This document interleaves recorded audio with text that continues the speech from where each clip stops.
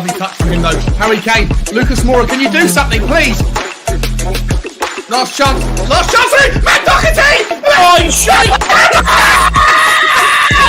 There could be from the dead to the Don't fuck it up now, don't fuck it up. Go win it! Go win it! Go win it! Let's go Last for the chance! turn. Stephen Bergwijn! Stephen Bergwijn's through! Win it, Stephen! Come on! Yes! Yes! He's won it! He has won it! Oh my God! Oh my God! Oh! We did it!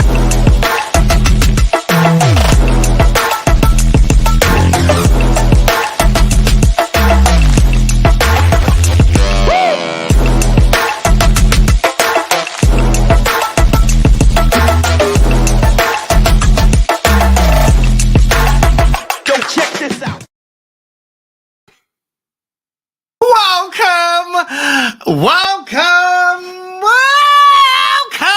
ladies and gentlemen. It is, I don't know what day it is. It's Fridays, April the 29th, and it's the 2022 version of said calendar moment. How's everybody doing? How's everybody doing? This is a massively impromptu show. I've done nothing, like the square root of nothing, to get ready. I've just finished on another channel on Chris from Let's Talk Tottenham, and it was a good fun. And I was like, you know what? I want to get on and talk about Tottenham. So I've just gone live. I haven't told anybody. So I've told nobody. Just put it out there.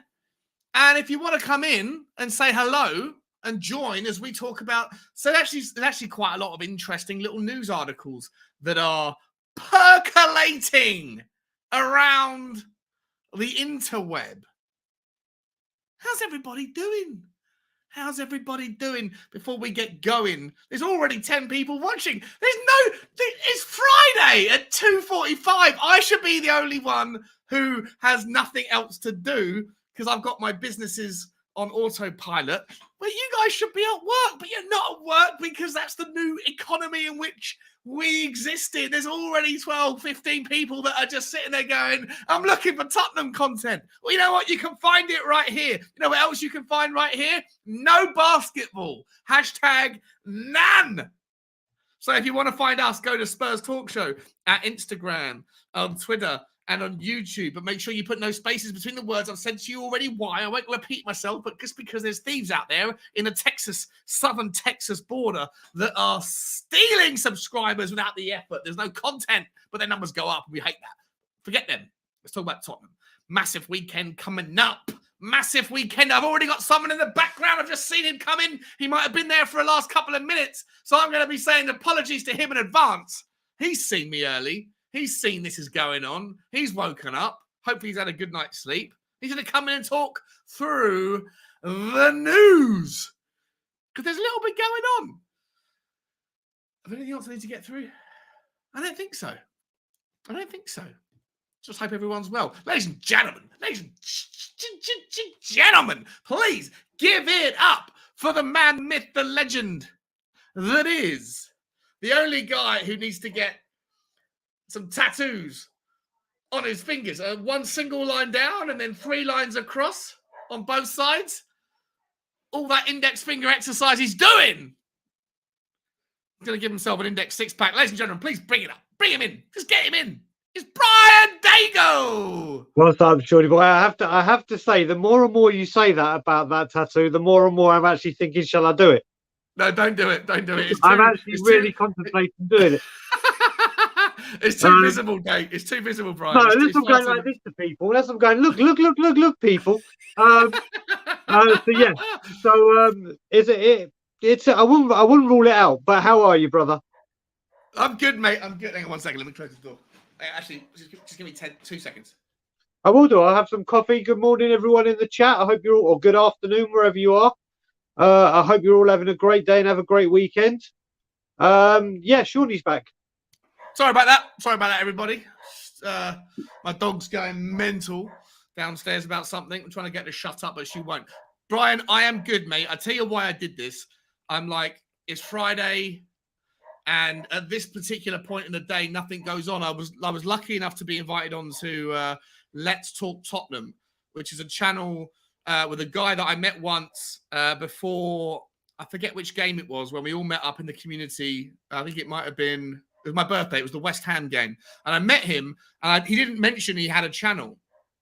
And, Chris is a good guy. He's a great guy, but I'd never seen his channel. I didn't know about it. And he's a great guy on the day. And then he invited me. He's got in touch with me. Do you want to come on to do a stream? So I did it today. I did it with Tommy from Hotspur Hood and him. And there was a couple of Leicester fans on. And it was great fun. Lots of banter. It was really good fun. So everyone, I'll put the link in the comments so everyone wanted to go and check out and subscribe to that channel. But then I came off and I was like, oh, I've got that midday lull, Brian. You know, I was like, I want to talk Tottenham with somebody, or even if no one's around, I'll talk by myself. And then I looked up on news now, and there's loads of news that's come out with various rumours. So just you know what it is, Sean, as well. These are like when we do the pop-ups on Tottenham on tour. I love these ones where you're not expecting anything when no one else is on. It's like, you know what? Let's just come on. I think sometimes these are like the best ones, the ones you don't have planned or posted. It's like, well, let's go. Yeah. And like you said, there is a hell of a lot going on. I'm glad you come on to join me, mate. I'm glad you come on to join me because it's far more fun talking with people about the news. And I've got like 20 tabs open of all different stories that I'm going to bring up. So it's another Sean Butler 1 hour stream that will be 6.5 hours. No, I don't think so. You know what, Brian? Me and you have never done a one-on-one. I don't think we've ever done a one-on-one before. Well, no, remember I was your first guest that you ever had on before the Palace game, I think. Yeah. Yeah, you broke the cherry, yeah. Yeah, so I've come back. You've probably lost it, or you grew the cherry back for one-on-ones. No, but on that, did you? Other people joined, right? Or was it just you? No, I think it was just me. I think, but I think you were doing it more in blocks of people, like on We Are Tottenham TV, where it's one on, one off, one on, one off, and I had to get to the Palace game, so I got off. That's but yeah, right. we're here you today, jumped off. you and me. Yes, correct. Mate, I think we can talk about this. You and I can talk for days. So this could be a 3-hour stream. It's 5 to 3 in the UK. It's 5 to 10, is it? It is indeed. And put it this way, I've got till 4 p.m. till I'm going on the Hotspur Hood. So my time is all yours, brother. All right. Well, let's see what happens. The link is in the description if other people do want to join. But like I say, today I've already covered in 2 previous shows most of the tactics and most of that stuff. Come of the hour, come of the man. There's already someone else in the background. Sorry, I laughed before I gave the reason why I was laughing, which is always a bad thing. You don't want to laugh at yourself until you've given the reason why you're laughing. Anyway, ladies and gentlemen, there is someone who wants to join us.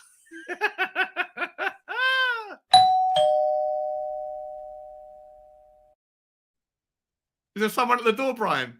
There is. I mean, I didn't get my doorbell, but I guess I'm VIP, so I could just walk straight in now. So the door's always open. Mate, the door's always open. Sorry, mate. I'm going to kick you out and give you a doorbell. No. I'm all good. I'm all good. The fact that you need to get for whenever Levy screws up, I've told you this before, you need to get one with someone kicking the door in. I'm going to get that bill. I've got so many. I don't know if you know about. Let me bring him in first, and I'll tell you what. So, ladies and gentlemen, please give it up for the man that used to be known as the audacious man, the most arrogantly man-made man who would have numbers at the end of his name. Until I realised that there was lots of people that had numbers at the end of his name, and now he's the artist formerly known as the man who had numbers at his name, and is now known as the guy who has numbers at his name, alongside other people in the community that have numbers in their name. Please give it up for Kuba99. How you doing? Big up, mate. Big up, mate. Good morning, Kuba, buddy. Oh, loving the head, Brian. I'm doing the same as well. Like. No, do you know what? What it is my hair is receding anyway, and people that know me, like Ben from We Are Tottenham TV, we're going bald here because I think the man upstairs wants us to got that going on. Yeah. Oh no, I've got it right here. And I think the man upstairs wants me to start wearing my skull cap on a regular basis. And I'm like, no. But what I always do is when it gets to this time of year with Canada and it starts getting warmer where hair is not a necessity, this is what I do now. And then when I do this, I have to do this. So, you do realise you are looking... Perfect timing, Sean. I might have to hop off at any moment because I'm expecting somebody to come round measuring up the house and stuff like that. Get valuation done. So I might have to drop very quickly. That's but right. Well, that suits this show because It wasn't meant to happen, was it? It wasn't meant to happen. It's just massively impromptu. Before we get into the people in the comments, there's now 24 people that are watching. It's just madness the way it works out. I love it. I love this channel and I love this community. But I do want to point out, Brian, has anyone told you? I'm sure they have. Yes, I know where you're going with this. I know where you're going with this. And I can make it even worse. I can make it even worse. I can make it even worse. Listen, I know, unfortunately, I don't know if it's a Jewish thing. I don't know if it's God playing fucking tricks on me. Look, the way I look at it, you look at Dwayne The Rock Johnson, who is my hero, and I have a wild obsession with this man. Yeah. When God created him, or whoever created him, said, "Do you know what? I'm going to give you fucking everything. The looks, the money, the fame, the voice, the acting skills, everything. I'll give you the lot." Then, David Beckham, God said, "I'm going to give you everything, but you're going to have a stupid voice."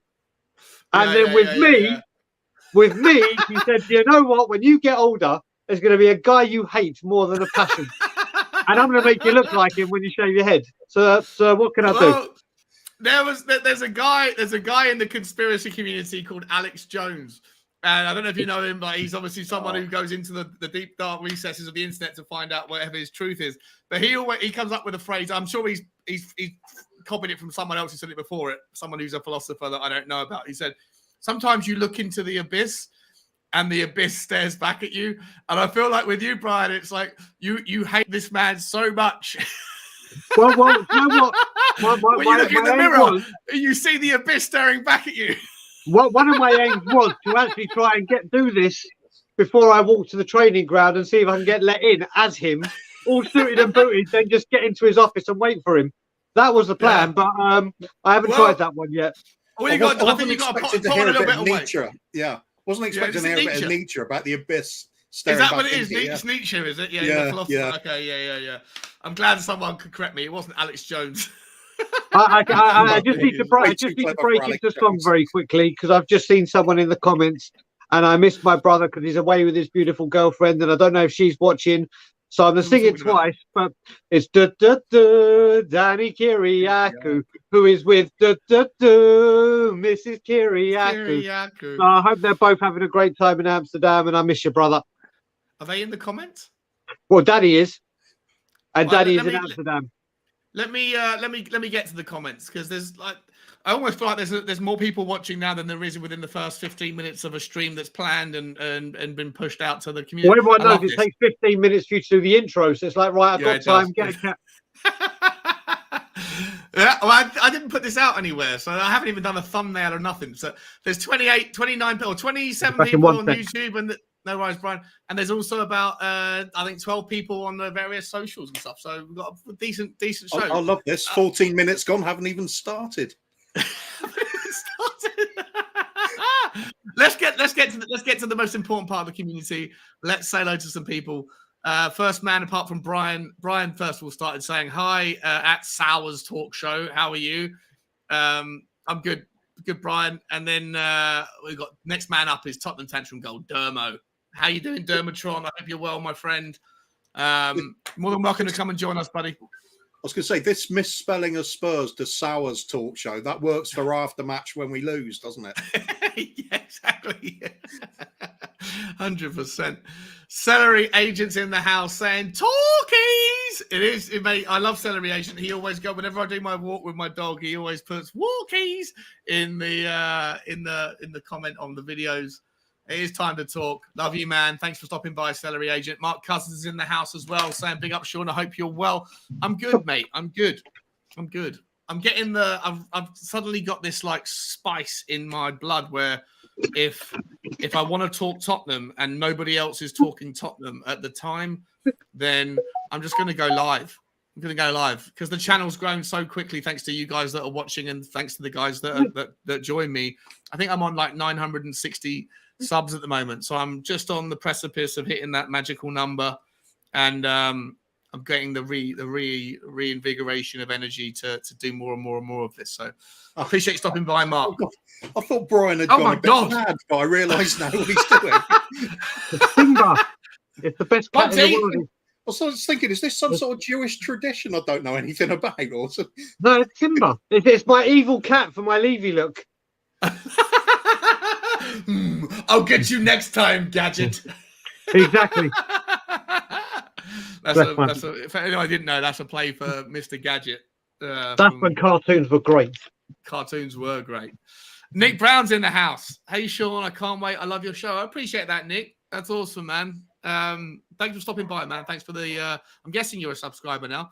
I appreciate it because I haven't seen your name before too frequently previously, but I've seen you a couple of times recently, so I appreciate you stopping by. Brian Daigle saying good luck. Good morning, everybody. It's very weird looking at that picture of me with my full beard and everything, and there's me like this. Yeah, it's a massive difference. It's a massive difference. You look like... That's winter in Canada. Yeah.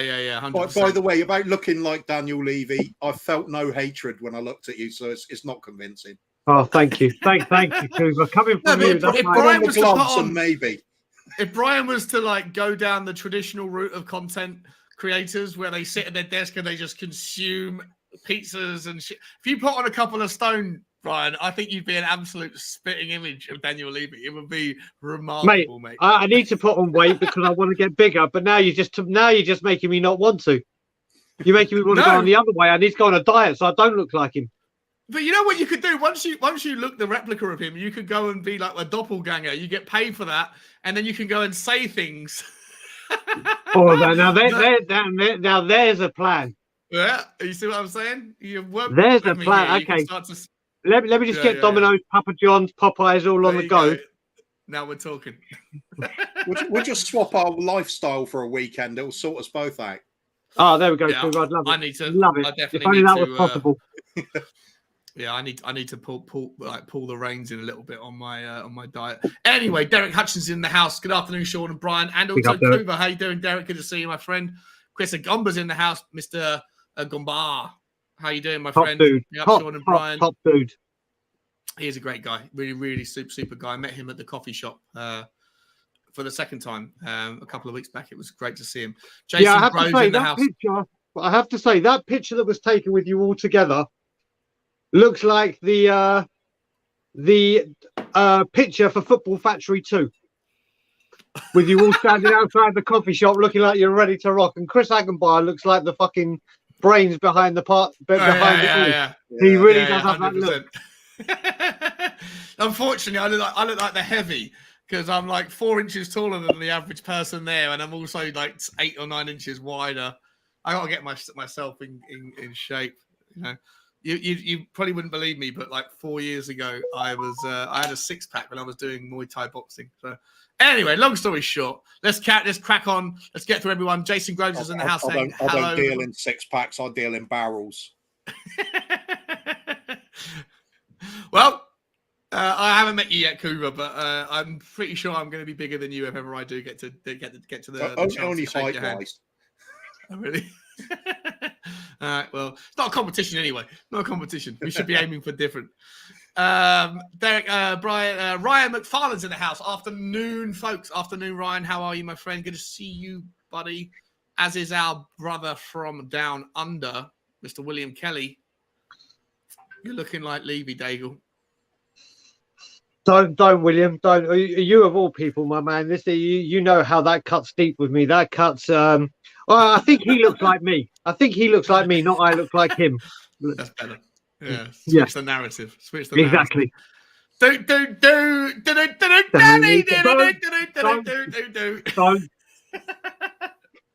Look, see, my finger's going to get more work out now if you're doing that. I really am going to do it. I really am going to do it. It's your trademark. It is. I really am going to do it. Index 6-pack. Index finger 6-pack. I think when I go back to England, I'm going to hit Jake Livermore up and say, listen, I'm going to have another crazy tattoo. Can you guys do it? I'm doing it. I'm doing it when I get back to England. You've got to be careful, mate. There's you're already on the verge of having potentially 2 channel names tattooed on you. Well, no, I mean, Dermot will be getting 4 or 5 seasons down the road. You could be. Dermot's getting Tottenham on tour tattooed because we're not finishing third. So that's Dermot getting that. And if we get fourth, I had a deal with Brian that I'd get Tottenham on tour on the other side. So I've got no problem getting my own channel tattooed on me. But yeah, the 6-pack one is a nice, easy one. But yeah, I think it's going to happen. Speaking of Tottenham Tantrum Gold and Dermot, he's just let me know he's got a new show starting. Dermot, correct me if I'm wrong. Put this in the comments. I'm going to grab the link, but he says, join me and Izan as we go back to the 60s, as we rewatch the 61 FA Cup final. Can Spurs do the double? They're live at 10. I think they're live at 10 o'clock this evening. So in what time would that be? Like in 8 hours, 7 hours time. I'm going to grab that link now. And so everyone, if you can, and you haven't already subscribed, make sure you subscribe to Tottenham on Tour. But also, I'm going to put the link for the actual specific show in. So if you want to go and hit the notifications, if you love Dermot and you love Tottenham on Tour, then please go and make sure you hit the reminder or the notification for that later on. Big up, Dermy, always welcome on the show. Danny Kiriakou, another man who's always welcome. Big up, boys. I guess he's saying it from Amsterdam, as Brian Daigle was saying. We're almost 22 minutes in. I haven't even got through the initial the calls yet, so this is typical. By this time, you've got another 20 tabs up because more news has happened. We have got some really cool news to go through. I promise you to just bear with me as we get through, everyone. John Fitzpatrick's in the house, mate. John, how you doing, bro? Good to see you, my friend. Big up, Sean, Brian, halfway and through the Kuba. show, we'll be doing the transfer deadline countdown. I don't know how to get through this any quicker. Danny Kiriakou saying, ha, ha, ha, she's watching. Mrs. Kiriakou is watching. William Kelly, Derek, Danny, Chris, we've all said hello. Who haven't we said hello to? Sander Melangen. Melangeon. I'm not sure how you say that, but it's good to see you, my friend. Great name. I haven't seen you before. If you haven't already, hit the subscribe button, bro. Please do. Or lady. I don't know. Sander. I'm guessing it's a man's name. I've seen the name before. It's a cool name. It's a great name. Simply Ace is in the house. He was on the previous show with me over on Let's Talk Tottenham. How you doing, Simply Ace? He was on the stream as in on the stream with you? No. He was in the chat, but I got to call you out, Simply Ace. You did put down that you thought Leicester were going to win 2-0 today in the predictions. Today, on Sunday. So I'm a little bit disappointed with that. Simply Ace is one of the biggest supporters of all the channels. I mean, we always go on about people. We see this dude, never seen him, never met him. He's never come on a stream. I'd love to get him on Tottenham tour or her. I don't even know if it's a him or a her. My bad. But a phenomenal supporter of Tottenham on tour, and when we were on Tottenham away, so big up to him. Yeah, big up, Simply. More than welcome to join, mate. If you've got any time, lady or lad, more than welcome to come on. The link's at the top. Same goes for Colin. How you doing, Colin? Good to see you, my friend. Hope you're well, buddy. Danny Kiriakou, 164. Who else we haven't said hello to yet? 164 Spurs. Hi, Sean. Good to see you. It's good to see you. This is one of the other guys who has numbers in his name. He has the audacity to put numbers at the start of his name, not at the end. Not like Kuba. Another one who's done that. He also carries the hashtag no spaces, hashtag all one word motif. Is 3 Spurs boys. I'm not sure if that's Bobby or Big K, Little K, or Chris. Chris, is it Christian? Christian. Either one, whoever of the 3 is commenting. I'm guessing it's Bobby with the beauties. Good to see you, my friend. Hope you're doing well. Jason Groves in the house as well. Rhubarb and custard. Now that was a cartoon. 100%. Oh shit! I've just realised. I'm so sorry. He's saying knock knock. There's someone in the background. Oh my god! I haven't even. What am I doing? He's been sat there for a while.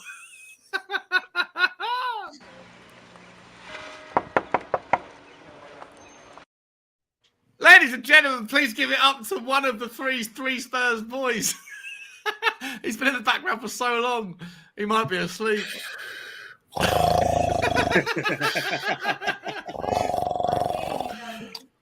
Bobby, I didn't even see you. Fuck me, Sean, open the door. I didn't even look, mate. I'm so sorry, my friend. I love the fact that I'm sitting back here. It's been 25 minutes in, so it's only been 24 minutes. And I love the way you literally were just like, guys, yeah, jump on. The link's up in the chat. I'm like, you bastard. If you add anybody else, when I've been sitting back here waiting first. How you doing, guys? Good morning. Mate.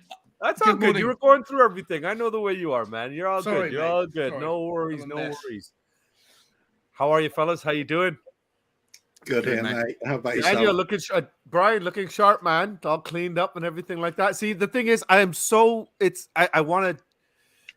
I've got to do the Daigle digs, but I can't because the man is just running around with these signs that say 3 Spurs boys for me and everything, and just prompting up the kids everywhere he goes. So bless you for that, man. Always. And then, of course, always. The big man in the top left here, that guy right there is going to be joining the boys tomorrow for a pre-game. So looking forward to that. They're pumped about that. Yeah. Correct. And then that handsome fella. Good morning. How you doing, Coos? Very well, mate. Very well. Yeah. So what's the score? I saw you earlier, Sean. You were on there with Chris and everything like that. So yeah, and let's talk there. So God, that was really cool. I actually want to do a lot more because I thought it was a really good concept. The two guys that came over from Leicester, a guy called Chris and a guy called Brad, they were fantastic fun. They were great banter. Good sport. It was good sports, but it was also really insightful. You know, they were giving their opinions and they shot us down when I was saying, oh, you know, I'm worried about James Justin. I'm worried about, this guy, that guy. Obviously, maybe, or any of the big names that we were talking about, and they were like, I don't think any of them are going to play, because they played last night, and the Roma second leg is more important than the Tottenham game, so it's a free hit. So it's going to be really interesting. It's going to be unpredictable what Leicester team we're going to play. So we'll talk about that in a second. Let me just quickly, Bobby. Let me just quickly get through the rest of the guys I haven't said hello to. So do you think? So Sander Melligan is saying interesting presser from Conte today, lads. It's really interesting. I've got that to talk through some of the things he said about the links with PSG. Oh, by the way, Sander says they're Norwegian, so it'll be Malingen. Malingen. Okay. Well, I love Norwegian people. I love Scandinavians generally. They're a wonderful, wonderful sector of the global community. So you're welcome at any time. Thank you for stopping by. The Birdie Hotspur saying, can someone please ask Sir Ratcliffe to buy Tottenham instead of Chelsea? First of all, the Birdie Hotspur, I haven't seen your name before in the comments, mate. So thank you for stopping by. I've seen it a few times. I love his wallpaper or whatever you want to call it. His avatar. I was going to say, is that not from the Daigle design school? No, I wouldn't have it in red, but I understand why it's in red because it's got to stand out. Man. That's it. Sometimes you have to use red, no matter how much we hate it. Exactly. And but thank you for stopping by, buddy. I'm guessing if you are leaving out ENIC out, then I hope you'll always appreciate that my take on the whole stance is more a different stance to yours necessarily. But stick around anyway. And then quickly, Michael Knight, my old mate, talking about people that do channels do channels have content with different fans on. The first time I ever attempted this was from my mate Michael Knight from my old school when I was, we grew up together, and nice. He's a massive Evertonian. Mate, great to see you, Michael. Hope you're doing well. He lives in Italy. He's a massive Italian football fan. He came onto the show for the Everton game preview. Gave a load of insights on the Everton game, and then obviously I haven't seen him since. But we smashed you 5-0, and I hope you guys are. John, you know what? Like you said, I mean, we did it with a Leicester fan this week as well. It's so much nicer and refreshing to have an opposing fan. Awesome. The talk is obviously we talk about obviously our strengths and what we think their weaknesses or their strengths are, but to hear it from a fan of that team. Really counteract and it's wonderful to be able to do it. It really is. I feel so much better content. I'm actually going to be I haven't got any friends that are Leicester fans, so I won't be doing one before the Leicester game. But for the game next week against Liverpool, mine and Michael's mutual friend growing up, a guy called John, he's going to come onto the channel and he's going to give a load of insights, obviously, into the game, but also I want to pick his brains on the Liverpool ownership model. Because he's very, very, very well versed on their wage structure and how they go about their whole process of hiring and firing and stuff. So operating a football club properly. Exactly. Wow. Yeah. So you know what? And I watched Sky. Sorry, I just want to quickly talk about Liverpool. One very quick second. I was watching Sky Sports News yesterday, and obviously, apparently this is the second time it's happened. Klopp has said he's willing to extend his contract, and then in hours there's a new contract and he signed it. Done. Yeah, it was literally this is the second time. This isn't a shot at Levy at all. It's just this is what happened. It happened apparently with his last contract when he said, "I'm willing to stay," within hours, a contract was drawn up and he signed it. And he literally mentioned it yesterday.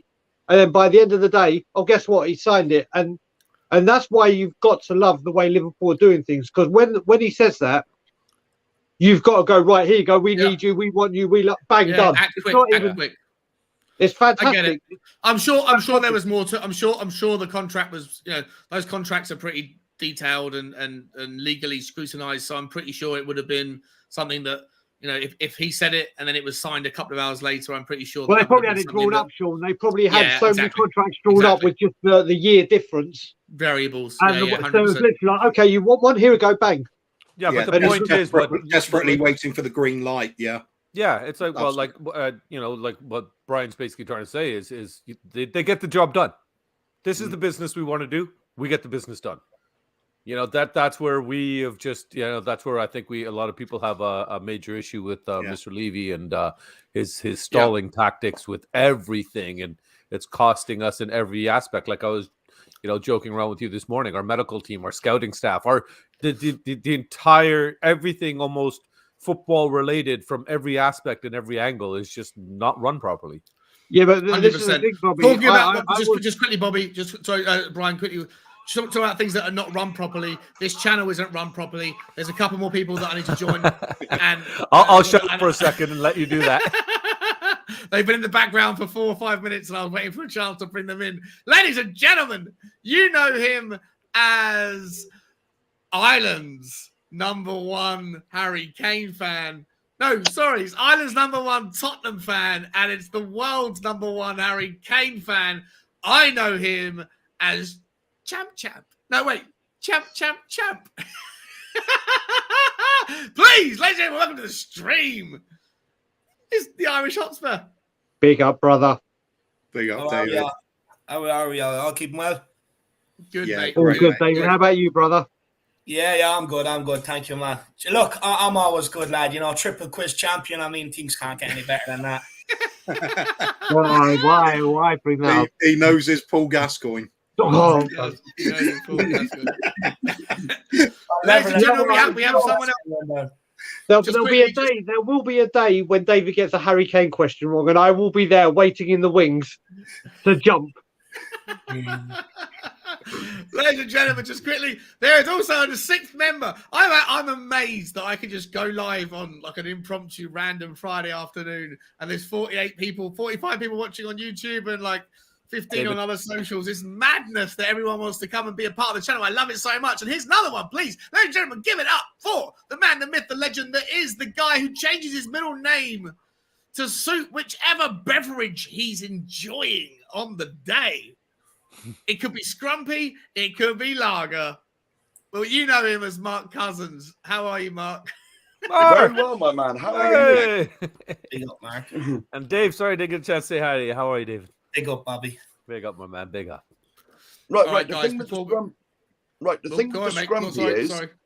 The thing with the scrumpy is. That was Dermot. That started that because I'm in Somerset. That was Dermot, and I hate cider, and so I changed it to lager, and now I've wiped it off altogether. And so that was just the end of that. Okay, so now you're known as. Are you back just to Mark Cousins? Okay, just yes. Mark Cousins. Mark Shinzano Bianco Cousins. Yes, that's the one. Yeah. All right, let me get through the last of the people that are still waiting to be welcomed in, because the channel's nothing without the people in the comments. So forgive me, guys, for 2 seconds. And we're going to get through the news. I'm not actually going to give any opinions on any of these things. Now we have 6 people, 5 guests. I'm just going to posit the question and let everyone go round, and we'll see how it goes from there. Cody Mack's in the house. Hello, Cody. How you doing, my friend? Great to see you, buddy. I love you, man. I'd love you to come on more than you do, but I know you're busy with your kids and everything. Who else we got? A random Spurs fan is in the house. He's not saying hello to us. He's just saying hello to Cody, but that's okay. Boss Spurs in the house. Beautiful people. Yeah, I've seen the next comment. People. And Sean. Oh, he's done me as well. Nasty Bob. bastard. Great Nasty bastards. Oh, and Daigle. Yeah. And there you go. Yeah. Spurs 72's in the house. Another member of the Numbers in Your Name clan. Numbers in your name clan.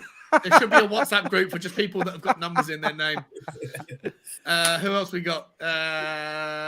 And that's it. Oh, and Amir Sada's in the house. Shabbat shalom. Hey, Amir. How are you? Shalom. Shabbat shalom.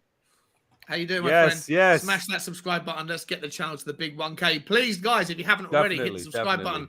Of course, I'm going to be throwing out the channels, the people that are on the show as we go through. All right, guys. All I will say as well is no one gets Sean to the 1K until he is on around the clock rule, because if we can hit him 1,000 on live on around the clock rule, I believe we have a deal that there will be some kind of forfeit. So get him to 999 and just wait for around the clock rule for that magic 1,000.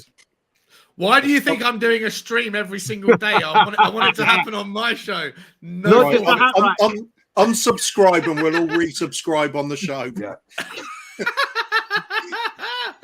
All right. Okay, ladies and gentlemen, I'm gonna get through some of this news now. Let me see. I'm not gonna be able to bring it up on the show. Okay, so first and foremost, we've got some comments from the big man Antonio Conte. And I'm going to read it out, and then I'm going to go around the houses and let you guys talk. I'm giving 0 opinions today. I'm just going to let you go with it. Antonio Conte concedes that he is happy. Concedes? I hate the fucking way this thing already established. He concedes that he is happy. Other clubs appreciate his work, but insists the media must show respect to avoid spreading fake news. He quotes, "Obviously, I think it's good that other clubs appreciate my work, but this is one thing. The truth is, I don't like when people try to invent news, only to create problems. This is not right. This is not fair for the clubs involved or for my players. Also, because I feel we are really focused on these 5 games and getting a result. This type of situation makes me smile, but I think that also the people that want to tell something about this have to show respect for all the people that are involved in the current situation and not invent fake news and tell a lot of lies. Now, don't listen to fake news, and people for sure want to create problems for the environment. We have 5 games, and then at the end of the season, in a private way, I will speak with my club, and I will see the best solution." I mean, there's more quotes to it, but I just want to start with that little segment. Brian, I'll let you go first, and then we'll go literally clockwise around the clock rule. What do you make of it? Did there. Yeah. All I'll say is I'll keep it short and sweet. Like I said, do I think, when I was talking about this, I said, do I think that this rumor was rubbish? I said, no, I thought there was some weight behind it. But in the way I said it is, do I think Levy's going to give him the finances? Yes, for some reason, I think he does. Do I think it's about the quantity of players that he wants 6? No, I don't. But did I think it was about the age of player and not buying for the future and buying the for now like 29, 30-year-olds? That's where I thought this whole argument or dispute was coming, so feelers were sent out. This is fantastic news. To hear it come out of Conte is all you need to know. That is what we need to hear and what we wanted to hear. Now, the only thing I'll say is now he said it, back him with who he wants, when he wants, and let's see what happens. Yeah. All right, Kuva, has he cleared the air, though? Because it sounds like he's cleared the air until the last 5 words, the last 10 words of the sentence, right? He says, he gives up, don't listen to fake news, blah, blah, blah, blah, blah. But then he says, and at the end of the season, in a private way, I will speak with my club and I will see the best solution. Is that like, is he playing 3D chess? Or is he saying, it's fake news, don't worry about it, leave us alone? But then why say the last little bit? Because the last little bit leaves more room for speculation. As far as the way I read that last bit is he's throwing down the gauntlet. It's back me or I'm out of here. Yep. I can't interpret that any other way. It's Conte we're talking about here. Yeah. He's not going to want to stick around at a club that's got no ambition at all. So this is the time. Levy's going to sort it out. If he doesn't, my God, you think Brian was vocal before? All hell's breaking loose. It's going to be a hell of a lot more than just a little smattering of people outside the gates next time or the next home game. My God. It's the gauntlet's thrown. There's no doubt about it in my mind. That's not something you'd say to leave a bit of ambiguity in there when there says deliberate intent, sort of incite some sort of action behind the scenes. All right. No, Bobby, I 100% agree with you. No, I 100% agree with Kuva because he's basically, like he said, this is a big dog now that said this is the way it's going to be. Either do it right, or stop wasting my time, because that's. I feel like, okay, there's a lot of recently people are comparing him to Mourinho with the stubbornness, this, that, blah, blah, blah. But the thing is, when you have these high-class managers and stuff, there's a reason they have demands, because they know what they want. They know what they need to achieve the success they've already had. So why are we not following his blueprint when our blueprint has consistently failed? So if he's sitting down saying, this is the way we're going to build this house, build it that way. Give the man the tools, everything he needs, and let's see what happens. I'm absolutely terrified if, God forbid, the opposite happens and he does walk, because we are at the top of the food chain right now in terms of what's available for managers out there. We have to back this man. I know a lot of people have the sentiment behind bringing back Pochettino. Don't worry, let Conte go to PSG.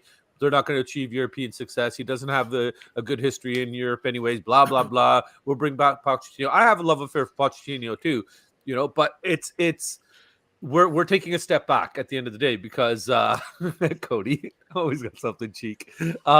But we take a step back by not supporting this man properly. So that's why I say, and I've consistently said this, and I'll continue to say it, that this summer, as far as I'm concerned, will be the biggest summer in the ENIC era. And they have to get it right. Otherwise, they seriously risk separating what is already a bit of a damaged fan base that's kind of separated with opinion and stuff like that. Like, unite your fan base, unite your people together and stuff like that to support your team. Like you touched on about your friend with Liverpool, going and talking to him about the model, everything that's going to be coming up. That's going to be phenomenal. But I hope our club starts watching streams like yours so they learn these things. Okay, Dave. I'm gonna throw just the last two paragraphs in, and I'm not sure how much more relevance they're going to say. But on the basis of transfer rumors, he also said, and I quote, "In this situation, who works in football, players or managers know very well at this point in the season, a lot of fake news starts to go out. We are working very hard. My players know very well that we are really focused. We are speaking a lot about this opportunity. We have to live the situation with passion, enthusiasm, and joy.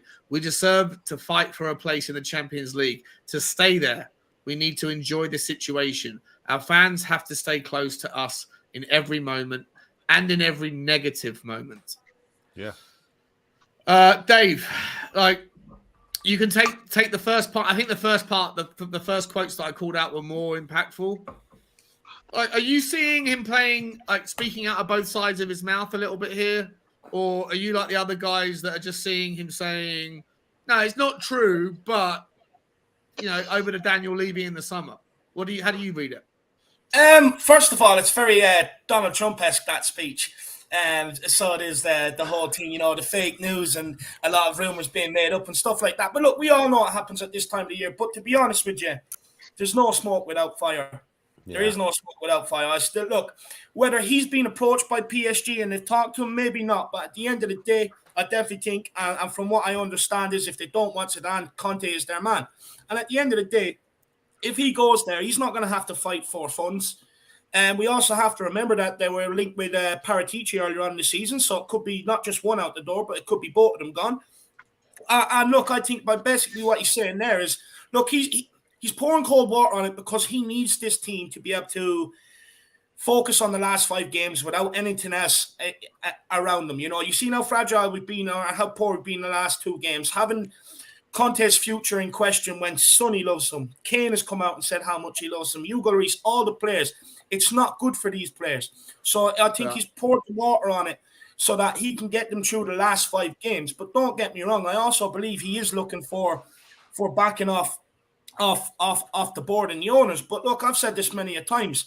For me, this summer tells us exactly which way this club is going to go. Did they bring in Conte just to kind of like use his experience to steady the ship, or are they actually going to do something underneath this guy? It's been proven. The list of honours this guy has to his name. If you back him, you will win things. And look, you see what he's done with a bare bare 11 or bare 12. And I say that because he has 12 players he can trust. But when you go through that, there's probably about 8 players that every one of us can say, yeah, you're going to get a decent game out of them week in, week out. And look, I have no doubt he wants back, and I have no doubt he probably wants to switch to maybe a 3 in midfield going on next season, or have the flexibility to be able to do it. So I do think he's looking back, and I think it'd be stupid for him to not look for back. And there's no way he can continue with this squad next season. He's already got the very best out of this squad to take us from where we were under Nuno when we lost that United game in October. No one had us in the top 4 conversation, bar me, because I always say we'll get top 4. In January, no one had us in the top 4 conversation. I was there with you. I was there with you, mate. I was always there. Bar me and you this time, Sean. You know, but like to get us where we are, even in the running for this top 4, when most of us Spurs fans had this as a write-off campaign, and you know we just have to go again next year. To have us where we are, he's done an incredible job. And the players have done an incredible job. And I think he just wants to do what we've been saying is just everybody rally behind his team for the last 5 games. Forget about all the outside noise. Forget about transfer rumors. Forget about Mandra links. Forget about his future and concentrate on these last 5 games. And look, whether he's going to get backing or not this summer, I'm not sure. I think he will. I think he will get the back. And I think, to be fair, I think Daigle has probably put enough pressure on Daniel Levy for him to maybe wake up. No, I say that because I do think there's been enough. I think he realizes this disgruntlement in the Spurs fan base. And at the end of the day, Sean, it's now up to these owners this summer to get everybody behind one project and everybody, you know, going in the one direction. You know, it's okay for everyone to have opinions, but this fan base is way too divided at the minute. Way too divided. And it's up to them now this summer to back Conte, keep Conte, because if you're not going to do it with Conte, when are you ever going to do it under a manager? When? Yeah. You know, this guy is a proven winner. Look, I know. Right, but Dave, let me ask you this. He's already said 5 times, right, in various press conferences, I've sat down with him, like, the plan is in place, I'm going to have more conversation. Like, is he suggesting that he still doesn't know if he's going to get backed? Or is he suggesting, because previously you could argue that he's already been reassured that he will get backed. So is him saying now, I'll sit down again, is that his get out of jail free card? Like, playing devil's advocate? Because if he's saying he hasn't already sat down, then what the fuck has been going on for the last 3-4 months? You know, like, I can't imagine they haven't already had that reassurance. Well, I mean, he's already come out and said that he's had that reassurance after he threw that tantrum after the Burnley game, didn't he? You know, he's come out and said there you go. Reassurance. But I think maybe it's gotten to the case where they had reassurances. And look, they're never going to come out and tell us, yeah, we're working behind the scenes, we're looking at this guy, we're looking at, because they're not going to give away their transfer plans for the summer, because then all of a sudden you're triggering other clubs to act if they're looking at the same player earlier than you. So they're not ever going to come out and give them away. But I think maybe he's probably looking for a bit more this summer. I think he realizes he has some great players there. I think he probably knows that Harry Kane might stay as long as he does. And I think he wants to build now. I think he sees that he has a team that can win trophies, and I think he probably wants more than maybe what he was promised after the Burnley game that time, especially if he delivers top 4.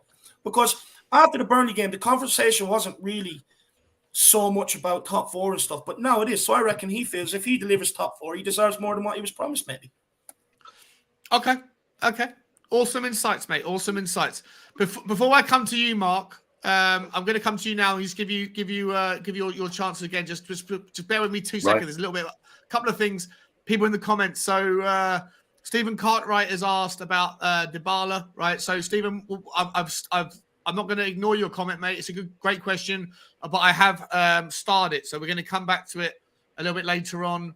And also, Matt C in the comments is saying, here's a question for you guys. Would you sell Højbjerg for 30 to 40 million? It's a bit more news about that. I think it might be the same news. I'm not sure, but I've got the tab open. So we are going to come to that as well, buddy. So don't think I'm ignoring your questions, guys. We're going to get to it. And before I come to you, Mark, quickly, and also I know Brian's got an update he wants to share with us. Brian Maguire's in the house saying, I tried to put it in a Spurs group on Facebook. It was rejected on my wall. Yeah, it's about the guy with cancer and the season ticket. I had the same thing. I tried to post it. Yeah, I tried to post it in Glory, and they were, for some reason, admin. This is the thing that Stelios posted about on his show. Yes. Well, I mean, so basically, the guy in question is a friend of a mutual friend that me and Stelios have and know, and as I can say his name because it's basically Graham's friend, and people within this community know who Graham is. I'm the one you've met him as well, Sean, I believe. Yeah, lovely guy. So it's one of his friends, and obviously, once a lot of us YouTubers have found out, especially people like me and Stel, it's not, well, it doesn't matter whether you leave in or leave out with this. It's just unacceptable. One thing I will not let people know is the trust are now aware of it. What's the backstory to this, Brian? Sorry, I've been away from the community. Okay, so basically, what's happened? Yeah, do the whole fill in right from the beginning. So I'll go from the start. So I spoke to Graham's. Finally, bless him, got a mobile phone. I don't know how he's never gone without a mobile phone, but finally he's got one because every time you go looking for him, it's impossible to find him. But he seems to have he must have a chip in everyone because he finds everyone. I don't know how he does it, but anyway, I digress. He messaged me on WhatsApp saying I'm really pissed off. Can we talk? So we spoke, and basically he's got a friend that has unfortunately been diagnosed with stage 4 colon cancer. So obviously it's not good. It's terminal. It's coming to the end, and he's been a season ticket holder since the 60s. Now they went to the ticket office because he turns a senior citizen 2 weeks after the season starts, which is 2 weeks after the deadline. It's actually 11 days to be precise. So Graham and a couple of people went with him to see, based on the fact that he's got stage 4 cancer. We don't know. They're saying he's got 18 months, but it could be 2 months. It could be the whole 18 months. If the club would make an exception to give this guy not a free ticket, just a concession from full price to senior citizen, no. They have proof of the diagnosis and everything. No. Now, obviously, the people at the ticket office have to abide by the rules set by the hierarchy. Now, this guy has been a season, like I said, home and away since the 60s. Seen the good, the bad, the ugly. God knows how many thousands this guy has plugged in, not just on season tickets, but in merchandise, in taking his grandkids or his kids or whatever he does, travel. And they're like, nope, under no circumstances are you're 11 days past the deadline. We're not honouring it.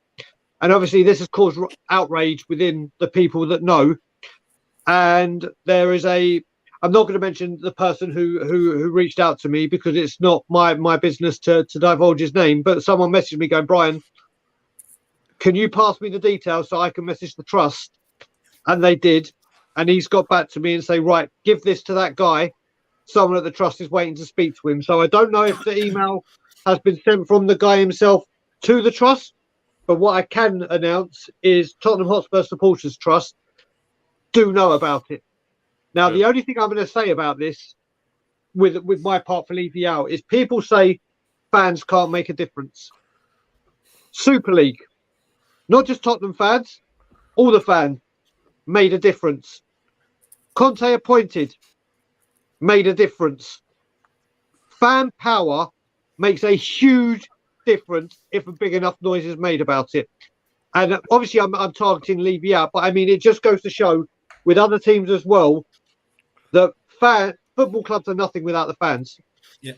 Brian, is there Americanca's asking, is there a tweet or a hashtag or an @ or something that can be so you can either go onto my Twitter or Stell's Twitter. Yeah, I've retweeted Stell's, but the one that Stell started was Shame on Spurs. Yeah, and Stell's is on Facebook as well to be shared. Yeah. It's open to share. Yeah. I shared that one.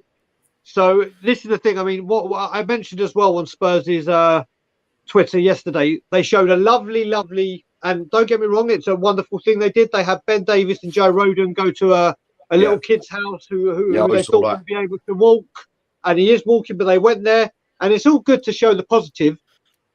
But when things like this happen, you know what, Brian, just made devil's advocate. You know, I heard the story initially, and essentially that the person who said nothing we can do, that was just some, with respect, like low paid I've got no, Sean, that part's right. Like I said, yeah. So like now if we can they're following the rules.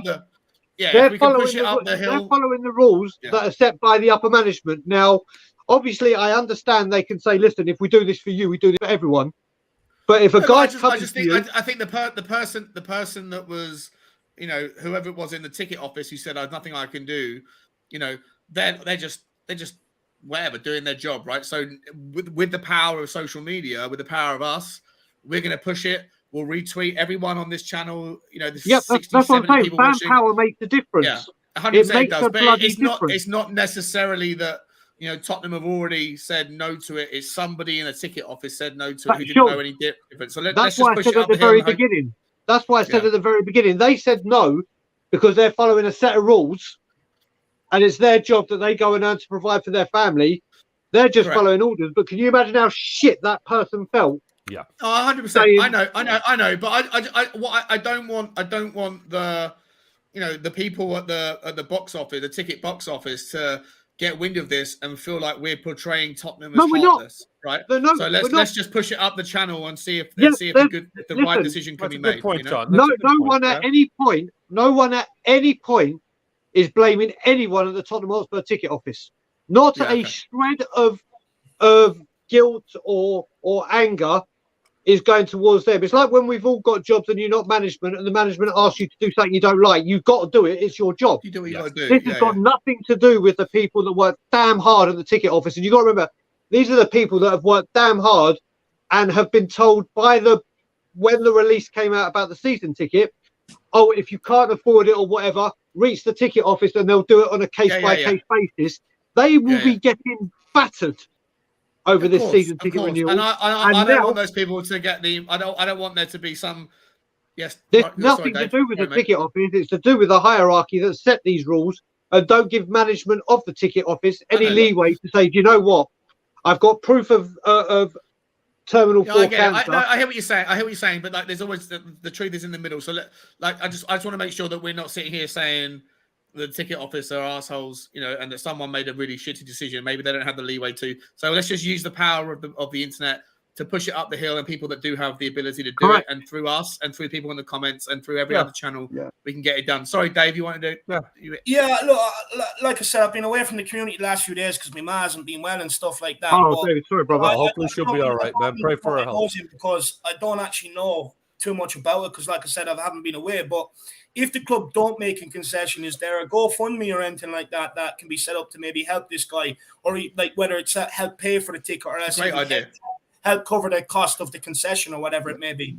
I think that's another that will be an option. Which obviously this is I don't even know. I only know this person through Graham. He could walk right in front of me. I wouldn't know who he was. So I would imagine the second that we hear back from the club and they don't say that, something like that will be set up. And then the Spurs community, as brilliant as we are, and I'm not just talking YouTube, I mean everybody in the Spurs community, that season ticket will be paid off in seconds. And it's funny you say that, Brian, because like you just said, it doesn't matter if he walks by you and you know him personally. At the end of the day, he's part of our Spurs family. The way you guys have adopted me, this is a member of that family. In fact, somebody that's been there a long time has put their money into the club and everything and is asking for a very, very small piece of the pie back. We're not talking about asking for a free 100%. Ticket. We're asking let's hope that, like you said, Sean, you're right.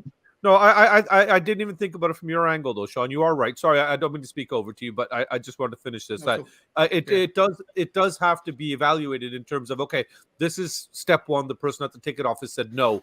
Has it gone to step 2, 3? Has it gone up the hierarchy? Yeah. And are they going to respond? If it gets to step 2, 3, 4, and the answer and nothing is still happens, no, then we can start to chastise the club and everything else. Then we got to fly and then we go and do a GoFundMe and figure it out, right? But let's. Yeah.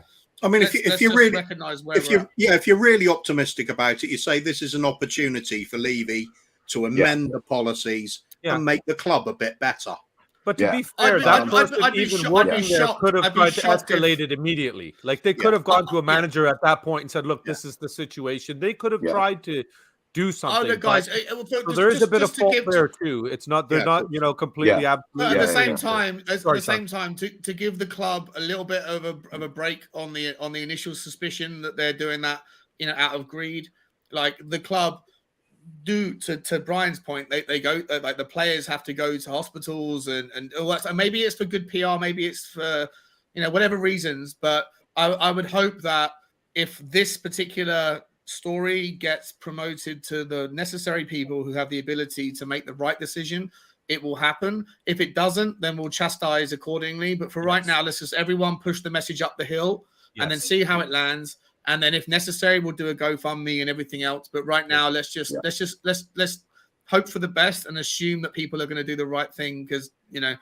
could look I'm at sure it will 1,000 get others. resolved. Yeah. I'm sure with all this, with this heat that's been generated, they have to. It will get resolved. It's just a shame that it's had to come to this. But I'm sure the club, especially because of the racket it's causing, will be like, whoa, we're not. We got to do something here. So it's just something that doesn't paint them in a good light. But moving on, because obviously you've got loads of news and 20 tabs, and we've got loads of news, and I got someone else who's going to come into the background in a second. You know who you are. I haven't dropped your name yet, but just you can hear me. So just be patient for a second. But before I get there, I've got to give Mark his answer, his chance. He's been waiting so patiently. What was the question? What was the question? It was all about Conte's comments, Conte Mark. It was whether or not he's on one hand he's saying don't worry about the PSG rumors, it's fake news, but he's also laying it with a little bit of let's see what whether I get what I want in the summer. Right now, the thing is, if Conte leaves, we're done, because any manager that comes in afterwards is a downgrade, surely.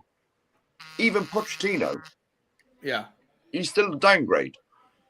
So I think personally, he's chucked the ball into Mr. Levy's court and said, "Give me what I want," or Paris is waiting. You know what I mean? Paris is there. Paris is there if you don't get what he wants. So he either gets what he wants or he probably walks away. And then we can blame that person.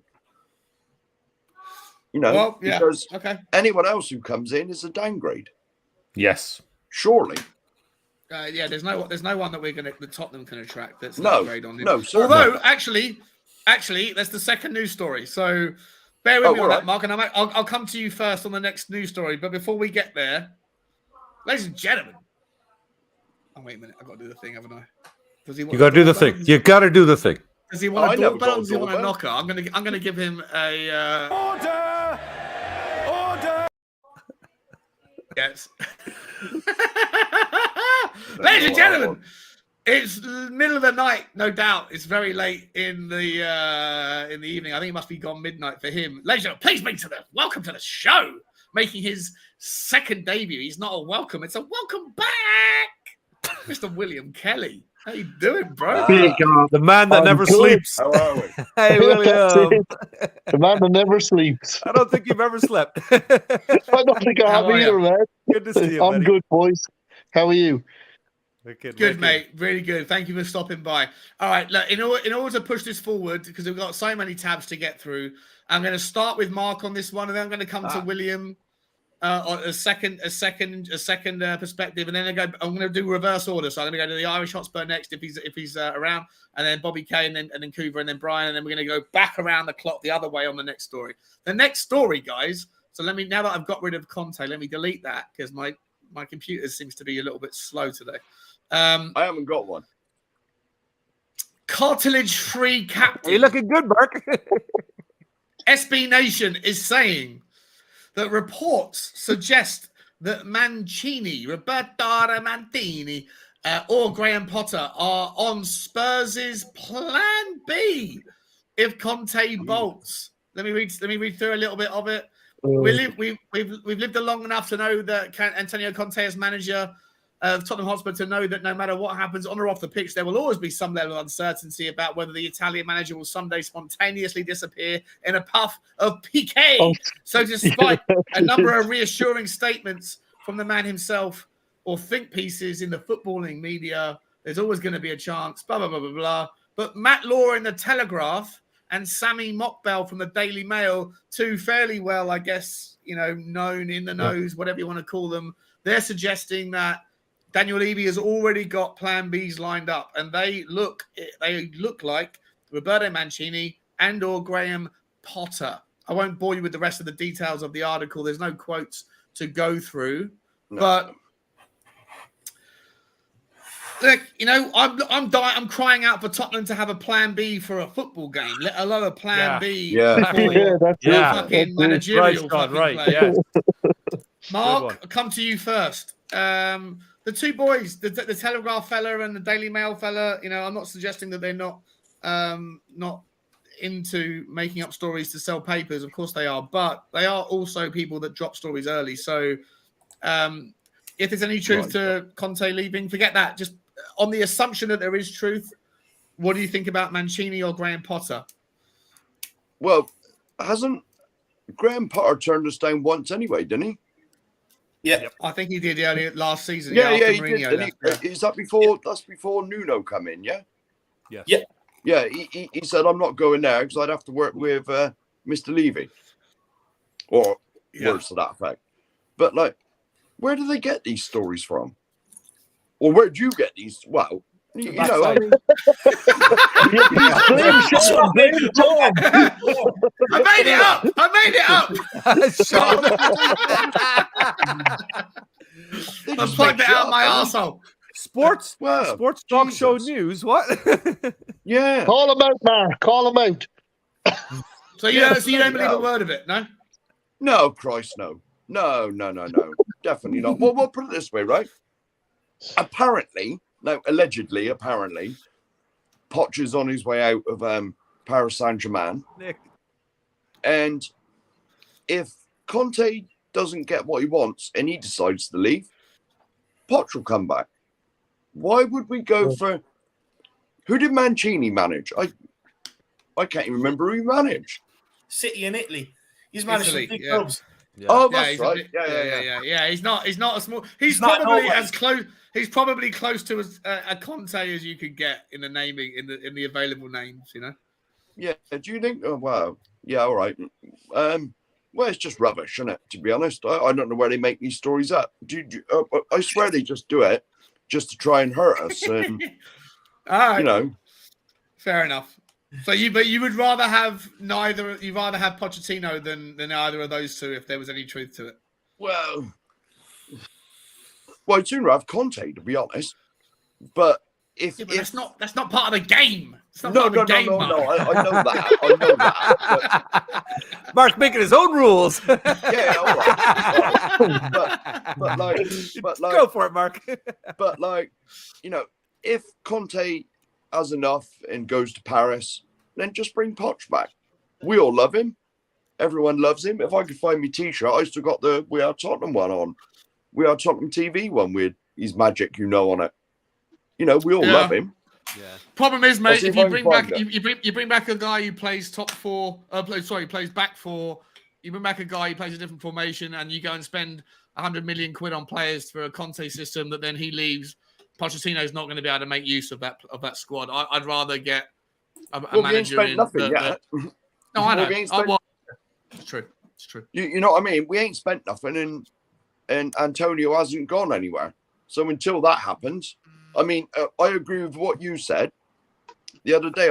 If Conte was going to leave, I'd sooner he left straight when the season's earlier. Done. Yeah. If Conte wants out, I'd rather he leave today. If I'm entirely honest, fuck him. Like if he wants out, see you later, mate. Yeah. By spending 150, 200, well, he's not going to get that, but say 100 million on the players he wants, and then he leaves. What sense is that? There's no sense in that. I agree. To be honest, Sean, I agree with everything you always say. I love that, mate. You don't agree with everything. Don't agree with everything I say, mate. Because sometimes I'm drunk I when was I going say to things. say most of the time. Sean, I'm sorry, mate. I do have to pop off for a little bit. I'll come back on in a few minutes if you're still running, which of course. Or a few hours. Yeah. Which we're still here. We'll still be on the same question. Yeah. We'll still be on the same question. Cheers, Coop. See you in a minute. Absolutely. Thanks, mate. Right, see you in a bit. Okay, William Kelly. welcome to the show, my friend. How you doing, man? Yeah, well, mate. Well, you look tanned. You're looking healthy, like the Australian summer, winter, whatever. You're coming into winter now, aren't you? So I'm coming into winter. Yeah. You got your last few days of sunshine. You're looking healthy, you bastard. I'm jealous. So jealous. Tell us about what you think about this. Would you if it don't worry about whether there's any truth to it, but if there is, on the idea that there's truth to it, would you rather have Mancini? Would you rather have Pochettino, or would you rather have Graham Potter, or option D, if there's another manager out there that you think would be a better fit? Let me know. Yeah, I'll give you another one, Sean. I wouldn't have any of those managers, and I wouldn't have Pochettino back. I'd have Ange Postecoglou at Celtic. Oh, you mentioned this before. Yeah, you like this guy. Yeah. He's Australian, isn't he? Yeah. He's brilliant. He plays the Tottenham way, total football. And the Spurs fans would just love it. They would love his way. Budget, William. And he does it on a very, very small budget. Exactly. Like, when you think about it, he went into Celtic, and the Celtic fans had no idea who this guy was. And I remember I went on some of the Celtic forums, and I said to them, I said, honestly, guys, this guy's going to win you championships and cups. This guy is unbelievable. But you're going to have to give him time to get his philosophy in. And once he does, they'll start kicking into action. And lo and behold, the first couple of matches Celtic lost, weren't playing particularly well. But as soon as he got the philosophy in and got the players he wanted, he just hit the ground running, So he's exactly what Tottenham would want in a manager. But look, Conte's not going anywhere, so I'm not worried. Okay. I'd love to give my opinions, but I've already stated that I'm not going to give my opinions on any of this stuff today. Go on, Sean. Throw it out. No, Go on. I'm not. No. I do know I want to. You created the rumor, so you have to speak on it. It's killing you. Look, it's killing you inside. Look at you. No, you know what? Hey. There's too many. Oh, there he is. It needs a bit of an iron. Make sure you iron that inside out, otherwise you'll get the entire. You'll get the Pochettino face print on your iron instead. So don't do that. No, I'm not going to give any opinions because I didn't expect there to be 6 or 7 people that were joining us. So it's amazing. But so I'm going to give I'm going to be the host and just give everyone the show. Dave, I know how you feel about Potter. How do you feel about Mancini? Look, first of all, let me say this. Look. Personally, I don't think Potter is the right man. Look, I see what William is saying about Postecoglou. I think he has done a great job at Celtic. I've been watching a lot of them this season. And look, he'd suit Levy down to the ground because he'd bring in players from the J-League like he did at Celtic for a couple of million. You know what I mean? But, look, I don't like Potter. I don't think he'll come in. I don't think he'll work out at Tottenham, to be honest with you, for this guy. Look, what the clubs he's managed compared to the clubs Mancini have managed, 2 complete different things. Graham Potter has managed Brighton, Swansea, and Östersunds, and Roberto Mancini has managed Fiorentina, Lazio, Inter Milan, City, Galatasaray, Inter Milan again, Zenit St. Petersburg in Italy. So for me, I think there's two different levels to this game. And look, what's the one thing us Spurs fans moan about every single day of the week is being successful and winning trophies. By going for a Potter, you're going backwards.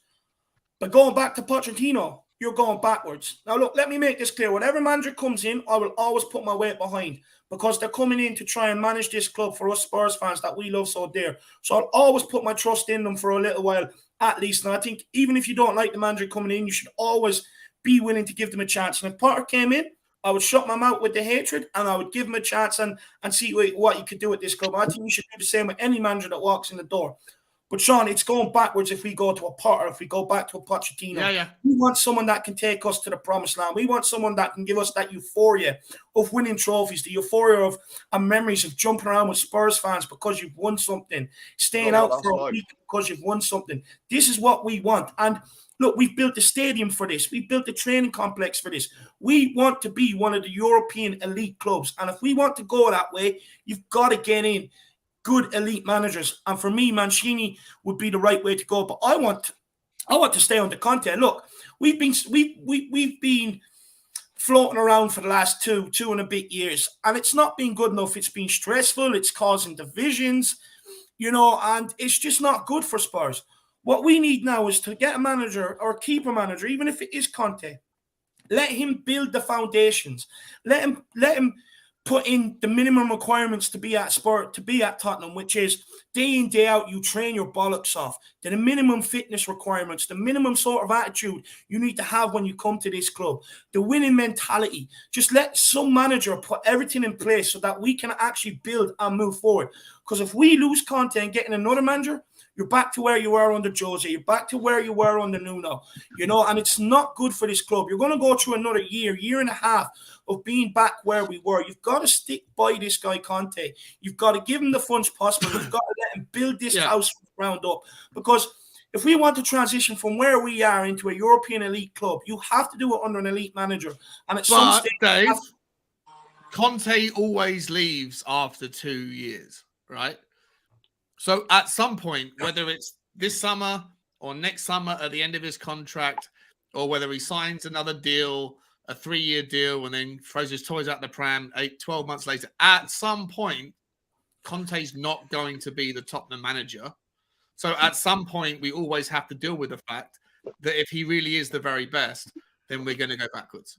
No, you're assuming that, Sean. You're assuming that just because he's done that in the past. We don't know what lies in the future. Yeah, but we don't know what lies in the future.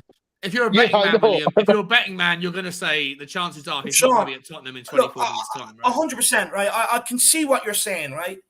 But most managers, bar the likes of a Jurgen Klopp and a Pep Guardiola, most managers around are now a 2-3 year team. And at some stage, you have to put your weight behind a manager and an elite manager to be able to get the club to get where we want to go. You can't keep chopping and changing managers every single season or every couple of months, and then bringing in players for this manager, bringing in players for that manager, because that's why we got ourselves into the situation we were.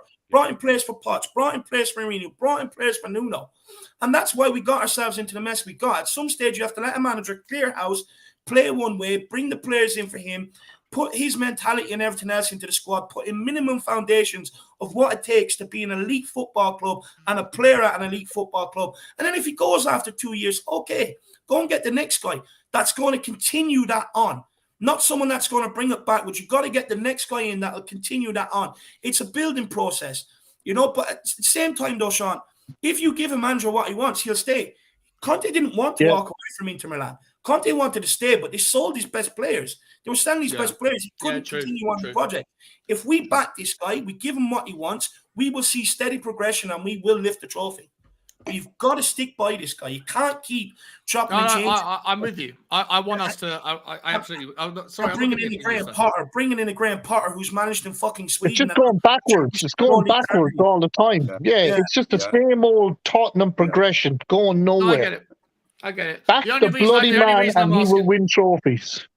Only reason I'm asking it is because it's in the news today. Yeah, no, 100%. Look, I got this when I broke the news last Friday about the rumours with PSG and Conte and all. I got a lot of it. And people need to realise we don't make the news up. We don't want to put it out, but because of what we do, we got to put the news out there. That's all we do. 100%. Don't shoot the messenger. Don't shoot the messenger. At least not. Don't shoot me today because I'm not even giving opinions today. I'm just here to bring people into the community and let them espouse themselves. And you know what? There's somebody. Oh, sorry, Dave. Just quickly, Catalano Peñas makes a good point, and I've spoke about this before, but I forgot. You have to remember there is clubs like Newcastle now that are going to be circling in the same pool for players and stuff like that. And Manchester United. What we have over them right now is Conte. They will come because of the Conte effect. Yeah. If Conte wasn't here, they would go to Newcastle for the money. So the fact that we have Conte, we have a better chance of pulling these players than like a Newcastle who may throw more money at it, but players want to come and work under Conte. I also would throw not just Newcastle into the if there's like an ocean of or a swimming pool of of appetite for purchases and for trading this summer, Manchester United need more players than Tottenham do, believe it or not. And so that's going to be a very interesting thing, guys. Before we can discuss that a bit further, but let me expand on the pool of opinions that can elaborate. That's what we do here. And I don't even know how to bring him in. Some people know him as Banjit. Some people know him as Ranjit. Some people know him as Banty. Some people know him as Barry or Banchini. He's got a new name today, ladies and gentlemen. I'm not even going to give him the honor of giving him a doorbell or a door knock because he loves them so much and he's just not welcome. I didn't get one. You'd have to ring it, Sean. You'd have to ring the doorbell for every single name, and then you'd just be out. Your doorbell would break. Yeah, 100%. My stream's already struggling with the Wi-Fi. Yeah, give it up, ladies and gentlemen. The man, the myth, the legend that is the name of the Shelfside Spurs multiple name fella. Today we know him as Banchini.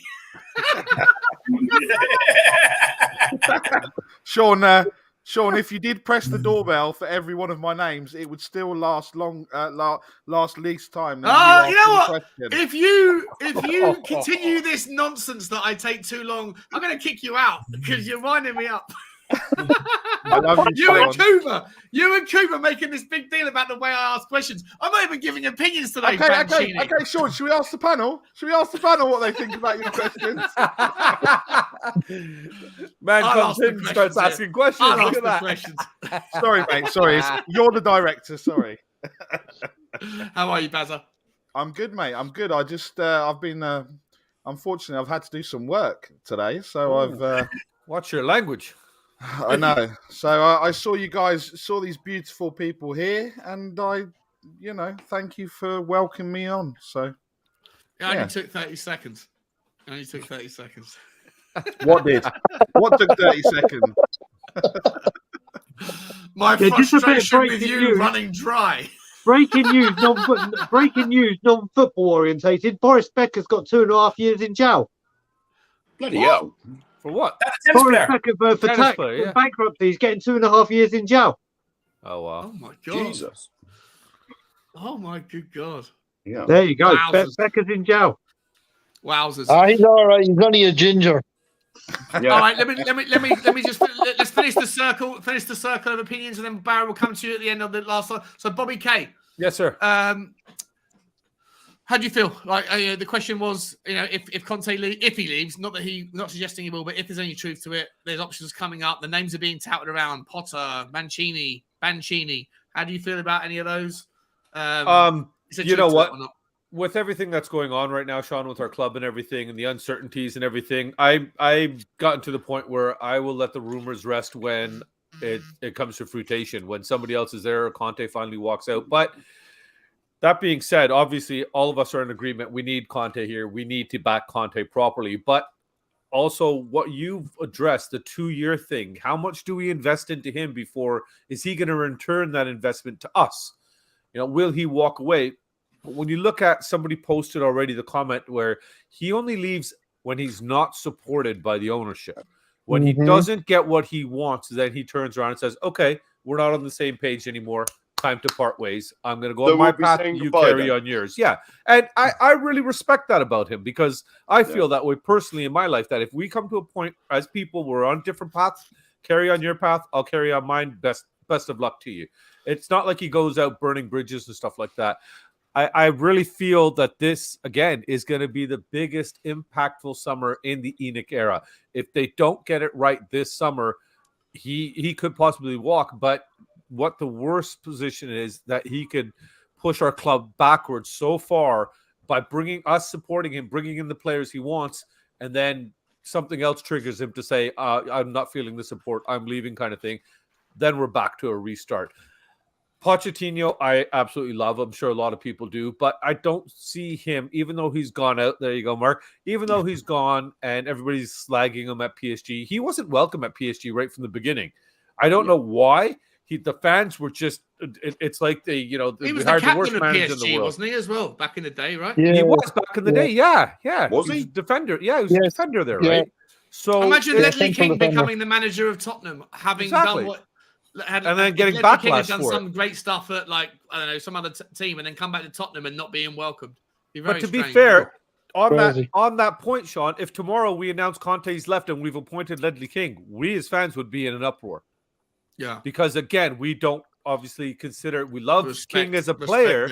We don't respect him as a manager. So I think that's the situation with Pochettino, where he overachieved as far as we're concerned with Spurs because of what the tools he had to work with, and he did brilliantly with that. And we just couldn't get us that extra step above. Will he be able to now that he's gone and kind of tasted misery at PSG? Because I don't think he's happy there. But in reality, it doesn't matter, because the man just the other day said 100%, I'm going to be here next year. So is Mbappe. I'm at PSG. That's it. So he's out of the equation.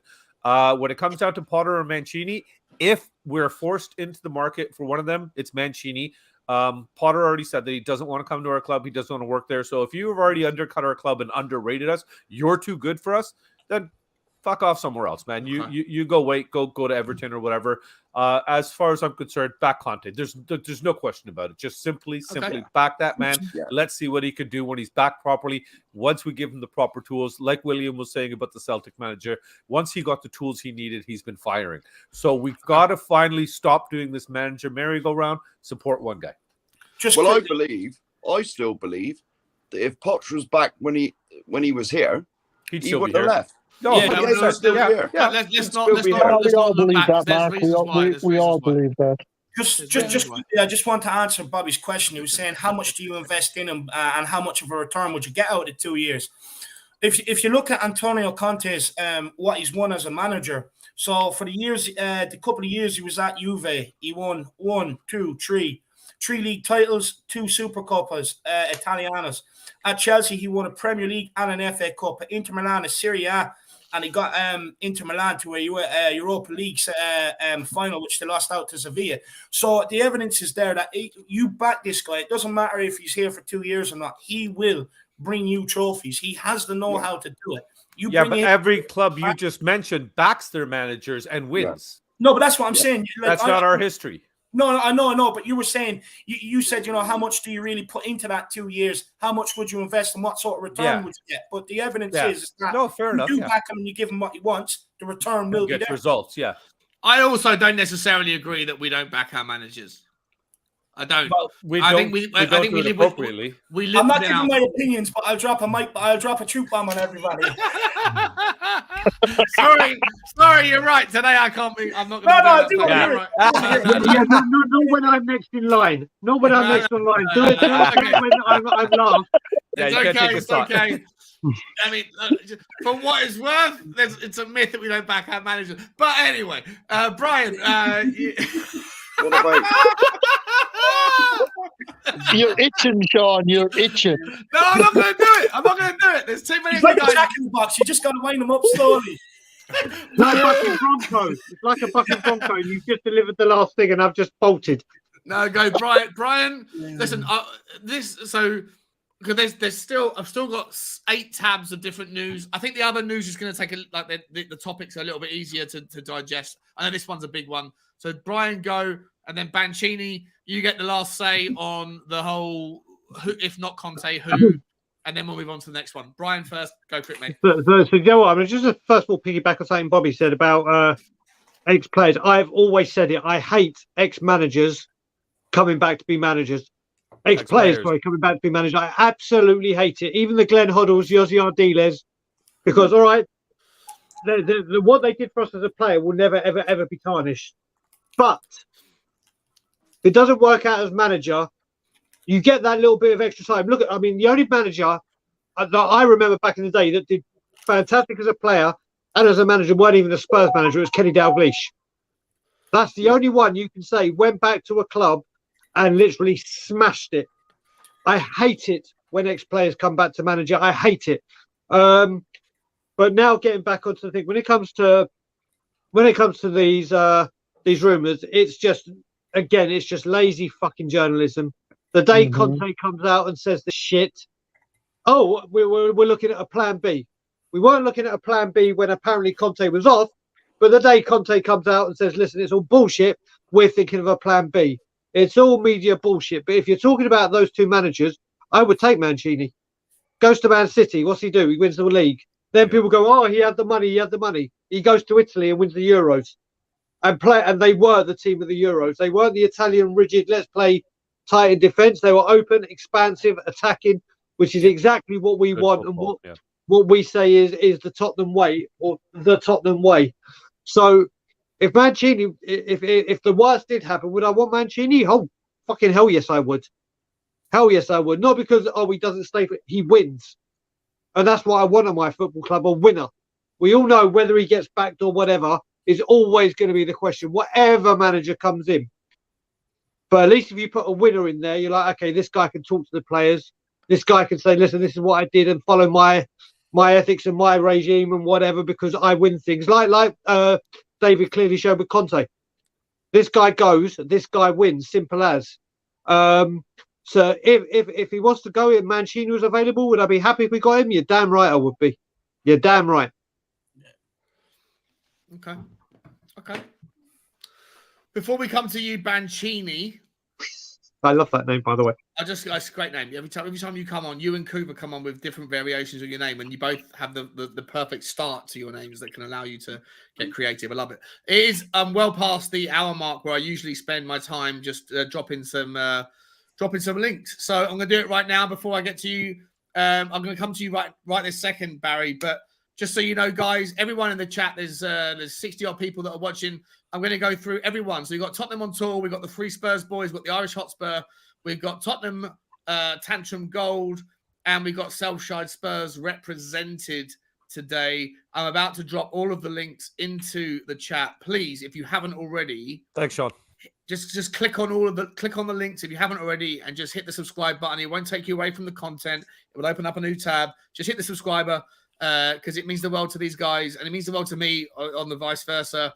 And it's important that we all help everyone grow and appreciate the time that everyone is spending on everyone else's channels. So I'm going to do that now. Hit the links and hit the subscribe button. You won't go anywhere. Bazza, take it away, mate, with your thoughts on Mancini or Potter or anyone else that you think would be a potential replacement if Conte does decide to go. Yes, Mark. Just 1 minute. Sorry. Yes, mate. Just 1 minute. Dermot does apologise. He apologised to me anyway. He's doing that Leicester game later, and I'm on there. So that's probably put a load of people off. What Leicester game? What? The preview. The 61 final. Oh, yeah. No, I've already mentioned it at the start. No. But he said it was him and Izan. Oh, it's you. And I messaged him and said, why not on there then? And he said, oh, of course you are. I forgot. Thanks very much, mate. You know. Okay. I'll put the link in the channel for that for Tottenham Tantrum Gold as well. Make sure you get over there tonight and watch it. What about anyone else? Look, I think for me, I'm with Brian. It's just absolute nonsense that we don't need at the moment, and I'm not even going to give it not my thoughts because until it happens, I think I've said all along the last few weeks that the next 5 games, all we need to do is focus on the players. We can, you guys have pretty much covered it anyway, so there's no point. There's no one. I'm not going to pick a name out of the hat that no one else has said because it's probably, it's probably not, it is what it's between those two. But look, until it happens, until it's announced and everything else, then, my focus, and I will speak solely for me, will be on supporting the team for the next 5 games and whatever nonsense that needs to come out. And I said this yesterday with obviously Stell's tweet, and I think you guys obviously covered it earlier. Yeah. In the fact that that's the thing that we need to kind of get behind together as fans. That's the thing we need to kind of do at the moment. But at the moment, for me, regardless of who it is on the pitch, those 11 players need our support. And I know it probably doesn't answer your question, Sean, so I apologise, but I don't apologise because I just think that it's fine. Just at the moment. Try and apologise. I apologise. Try and apologise, mate. I'm not sure whether he's apologised or not. It's okay either way, but just do your best to fucking apologise, bro. Sean, I'm sorry. I would like to take this moment at 1 hour 35 minutes to apologise to you, Sean. You asked me a question. I didn't answer it. I gave a different answer. You're too used to my 3-minute questions, aren't you? That's why you forget what the question was.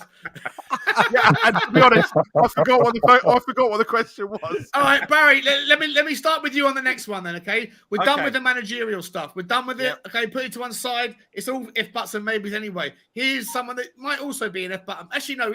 Actually, I'm going to say that one. I'm going to come to the one that's not an if but or a maybe. It's a definite.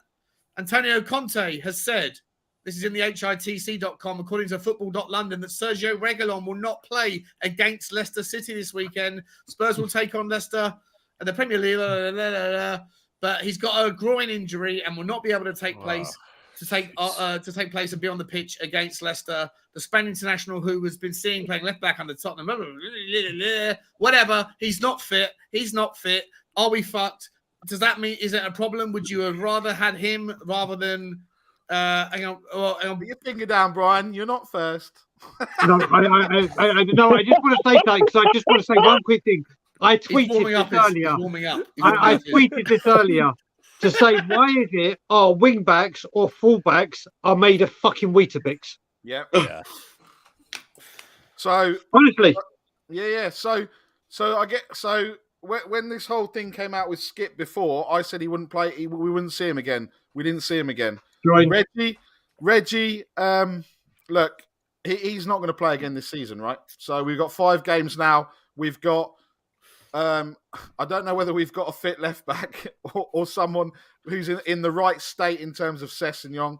We know we've got Emerson on the right. No. I don't really know where we're going with these. You're doing a good job of cheering us up, Barry. Keep it going, man. Barry, let me augment the question. Okay. There was a plan B. One of the options, one of like the 4 or 5 different options we had to reshape the squad, which was to play Sessegnon at inverted right wing back and Reguilon at left wing back. That is now gone. Therefore, do you now assume that because of Reguilon being out, that Sess is left wing back, obviously, but does that mean that Emerson is going to be playing on Sunday? The moment Matt Doherty was injured, we all knew that Emerson would be playing till the end of the season. And now we know that Reggie is going to be out. Let's say he's going to be out for the rest of the season. Not that I necessarily think he's not exactly made a massive difference. However, what it does mean is that all that we were calling for in terms of a potential Bergwijn or Mora either side at left wing back or right wing back, potentially that's going to have to happen, right? Because you know, we can't now then go, well, what we going to do? Play Ben? The only other option that you've got is playing Ben Davies on the left. Yeah, back 4. In a back 4, really, or you do what you did against Brentford and you put him as left wing back and you bring Sanchez in, which the options now really are that you're going to have to give Stevie B and Mora as kind of that backup, really. I don't see, there is no other option. But then the worrying thing is, if Sess, who like Danny says is made out of glass, and Emerson for some reason is not able to get injured, and it's everyone else. If those two get injured and we have to put them in, who the hell is coming in on the bench? Because we then have no one coming off the bench. Because the obvious choices coming off the bench are Mora and Bergwijn. Bergwijn for 2-3 minutes and Mora for maybe 20-30 minutes. But then after that, we have literally no one. So I don't know. You can't put. I don't think you can put the youngsters in because, like you were saying about what would happen if Conte left and we put Ledley King in charge. I think if the kids come in and they didn't play well, then you'd have the other people saying, "Oh, I can't believe you put the kids in. Why you put the kids in?" You know, you can never win. The usual narrative. Any decision that you make is always celebrated if it turns out to be right, but it's always the wrong one if it turns out to be wrong. If it works, everyone will be going, "Oh my God, I told you we should have done this earlier in the season. You guys, blah blah blah." And if it doesn't work, it's a bit like, and I'm going to say it now, it's a bit like Stell with his cooking the other night.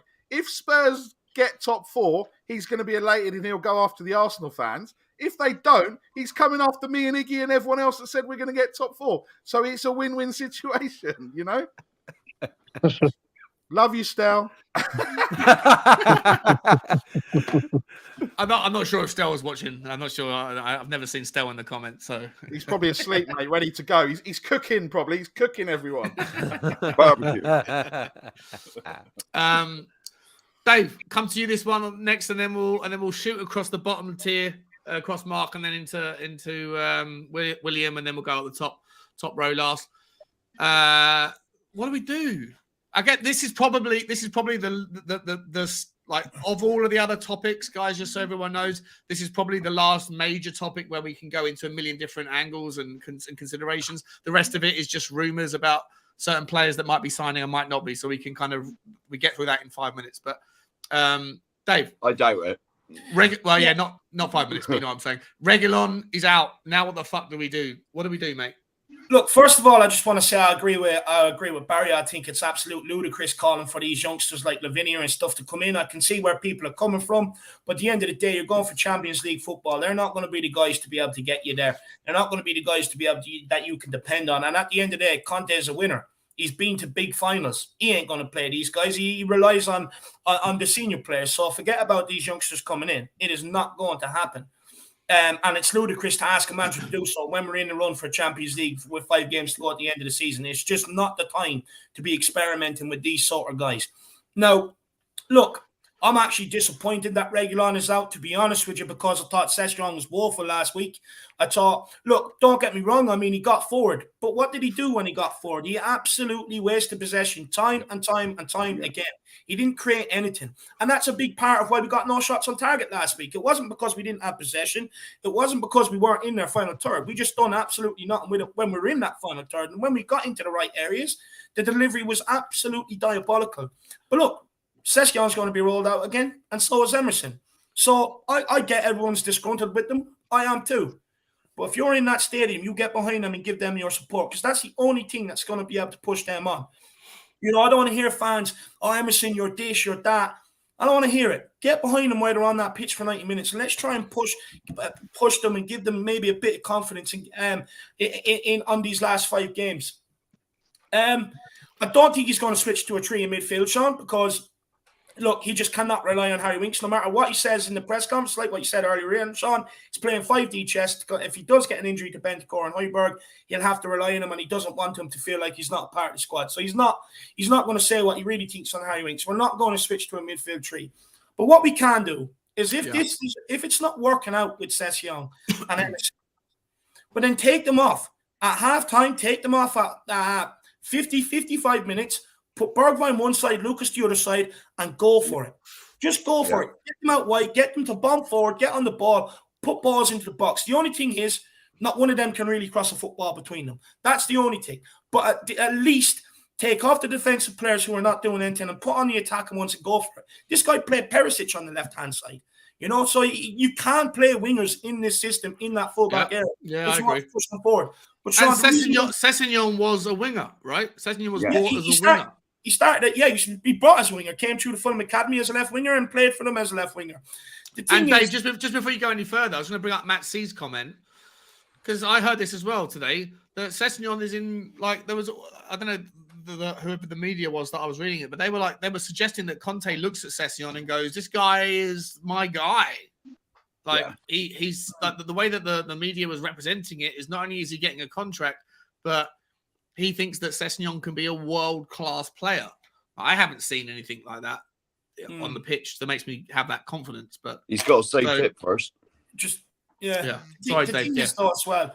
Like, he's not going to start with Lucas or Bergwijn at the wing-back because he can't trust them defensively. At the end of the day, he's not going to start with them. But what he can do is bring them on to try and change the course of the game and how it's going. But he will not start with them. But there is cause to start Bergwijn after his heroics off the bench last time we played Leicester City. So there is cause for that. And look, who knows? He might switch it to a back 4, Sean, because if you remember, he switched it to a back 4, put Doherty at right back, and we went and ended up winning that game. at Leicester. So there's a lot. There's maybe a few things he can do. He can do this weekend, but I think he'll stick to the same 3-4-3, and I still think you'll see Emerson and Session. And look, at the end of the day, Spurs fans come on all they want. What is he supposed to do? His hands are tied. His options are limited. He doesn't have a wealth of depth in them positions. What can he do but roll these out? He's not going to roll out the wingers. He's not going to roll out youngsters. It's a myth that there's no options. He can do things differently. That he can bring Kulusevski into a central position. For example, he could ask Kane to come back and play a midfield role. For example, he could go to a back four and play a 4-2-3-1. For example, it's not. I know that the team that we have, but Sean, any level of skill is like 12 players, but he can't like. But Sean, we're asking him to move away to move away from a system that got us here in the first place. Yeah, I'm asking him to be less predictable. When Christian Eriksen comes out and says, I'm not giving my opinions anymore. I'm not doing it. I'm going to posit the quote and then I'll let you run. I've got him, guys. I've got him. No, Dave, you almost got him. When Christian Eriksen said, I know how to play. I know Conte. I know Tottenham. I told the team. I'm paraphrasing, but I told Leicester how they would play, and we practiced all week on how they would play, and lo and behold, they turned up and played the way we thought they would. That to me is a problem. Yeah. Fuck Christian Eriksen. That's all I'm going to say. Darren Anderson just I'm allowed to tweeted one of my say. tweets. Darren Anderson just tweeted one of my tweets. I'm very. What a Friday when your What favorite. happened? Darren Anderson has just retweeted one of my tweets. I'm woo. I love Darren Anderson. When he Darren was at Anderson was Tottenham, my favorite awesome. player, Brian. I had his name and number on the back of every single one of the kits that I got when he was there. Him and Vertonghen are the only two players I ever got. And I'm so happy. Brian, my claim to fame. You know when you say, like, have you ever met anyone famous? When I was about 8 years old, my parents took me to a Rod Stewart concert at Wembley Arena, and I was sat in like row 7, and the guy behind me was Darren Anderson, and I turned around and I was like, oh my God, that's Darren Anderson. And he pulled out of his pocket a photo of Darren Anderson that had already been pre-signed and gave it to me. And I was like, oh my God, that's amazing. But only now I look back and go, the arrogance of the guy to walk out of his house with a pocket full of pre-signed photos just in case he bumps into a child Tottenham fan. I still love him, but that's awesome. What did you tweet? What did you tweet that got retweeted? Well, no, I did a tweet yesterday that said, what was your first ever Spurs goal you saw live at White Hart Lane or the new stadium? And it's been getting loads of people tweeting. And one of them said, someone said one of Teddy Sheringham's goals when he scored a hat-trick against Newcastle when Teddy and Darren did their first corner routine. Yeah. And I said, you know what? That game when Darren Anderson played the through ball for Teddy Sheringham to score a curler from outside the area was one of the best passes I've ever seen live. And he's gone and retweeted it. That's so good. And I've just thanked him for retweeting my tweet. The only thing better than that, Brian, for people that are not personally you, that have nothing to do with the story, is to hear that Cooper's back in the house, ladies and gentlemen. So I'm going to bring him back in. On that note, Sean, I have to bounce, my man. I have something I have to go and do, so I'll speak to you all shortly. Thanks for having me. Good to see you, Dave. Cheers, mate. All the best to your mum, man. No, yeah, 100%, mate. Best wishes. Thanks for having me, and everybody enjoy the rest of the show. I've really enjoyed it. Always good to see you, brother. Always good to see you. Lads. Love you, Dave. Take care, mate. I got to bounce as well, Sean. It's 1:30 in the morning here, and I got to be up for 5. Hold. Before you run, you're going to make somebody very upset because I've noticed they've asked a few times. Danny, Mr. Do himself wants to know what your psychic is updated lately. Is there anything? Oh, really? Where's that been? Yeah, sorry. He asked earlier, and I think he asked twice. I don't know if he's still here, but I know he was asking for your. No, I haven't got any. I haven't got any updates, but her husband actually passed away, unfortunately. Oh no! So I was over with her for a couple of hours, just sitting down talking to her. Oh. But no, I haven't any updates. All I know is that. All right, then you can go. You're surprised you didn't know, Mark. Oh, You can't say that, bro. You can't say that. It's hilarious, but you can't Come do on, that. own up. It's not just me that was the other one thinking it. I know. We were all thinking it. I bet you didn't see that one coming. Fucking hell. Mark, that's so bad. Should I go and ask her that? Oh God, no! We'll be giving her hell. tips. Fucking hell! I'm gonna get Oh, cancelled. man. Mark, Oh my God! Oh, that's man. so bad. Mate, I'm so sorry to hear about that news for your friend. And that was only a joke. That was only a joke. That was No, only a but joke. Mark, that's hilarious, okay. Mark. That's brilliant. Hilarious. I'm definitely going to ask her, and I'm going to mention your Don't name. do that. No, Your full name your name, and you've had it, Mark. and So your nice address. knowing you, Mark. Yeah, take care, Mark. Yeah, you're going to get cursed, my friend. You're going to get cursed. Yeah, I'm No, cursed Bobby, anyway. there's no updates. Just the same as what I said, that apparently we narrowly miss out on top four, and we get top four next year, and we win a trophy. Oh. Okay, I like her That's it. prediction for next year, but the one for this year I'm going to ignore because I just on that one, Sean, that with the injury with Reguilon before I go, Yeah. that was please, yeah. always my concern with Tottenham, was the injuries. And I don't think this is the last injury that Tottenham will get to the end of the season. Yeah, I think there's going to be a couple of major ones that'll ruin it for us, basically. But it just shows that we're just lightweight in everything, basically. But that'll change in the summer, guys. We just got to wait for the summer. Things will change. Yeah. Keep the faith. Keep the faith. Prediction, William, for Sunday? Look, I think we'll win 2-1. If we don't win, top four is not over. Trust me, because Arsenal will screw up. Arsenal will screw up as well. There's more twists and turns left in this season than there is in a fucking plumbing.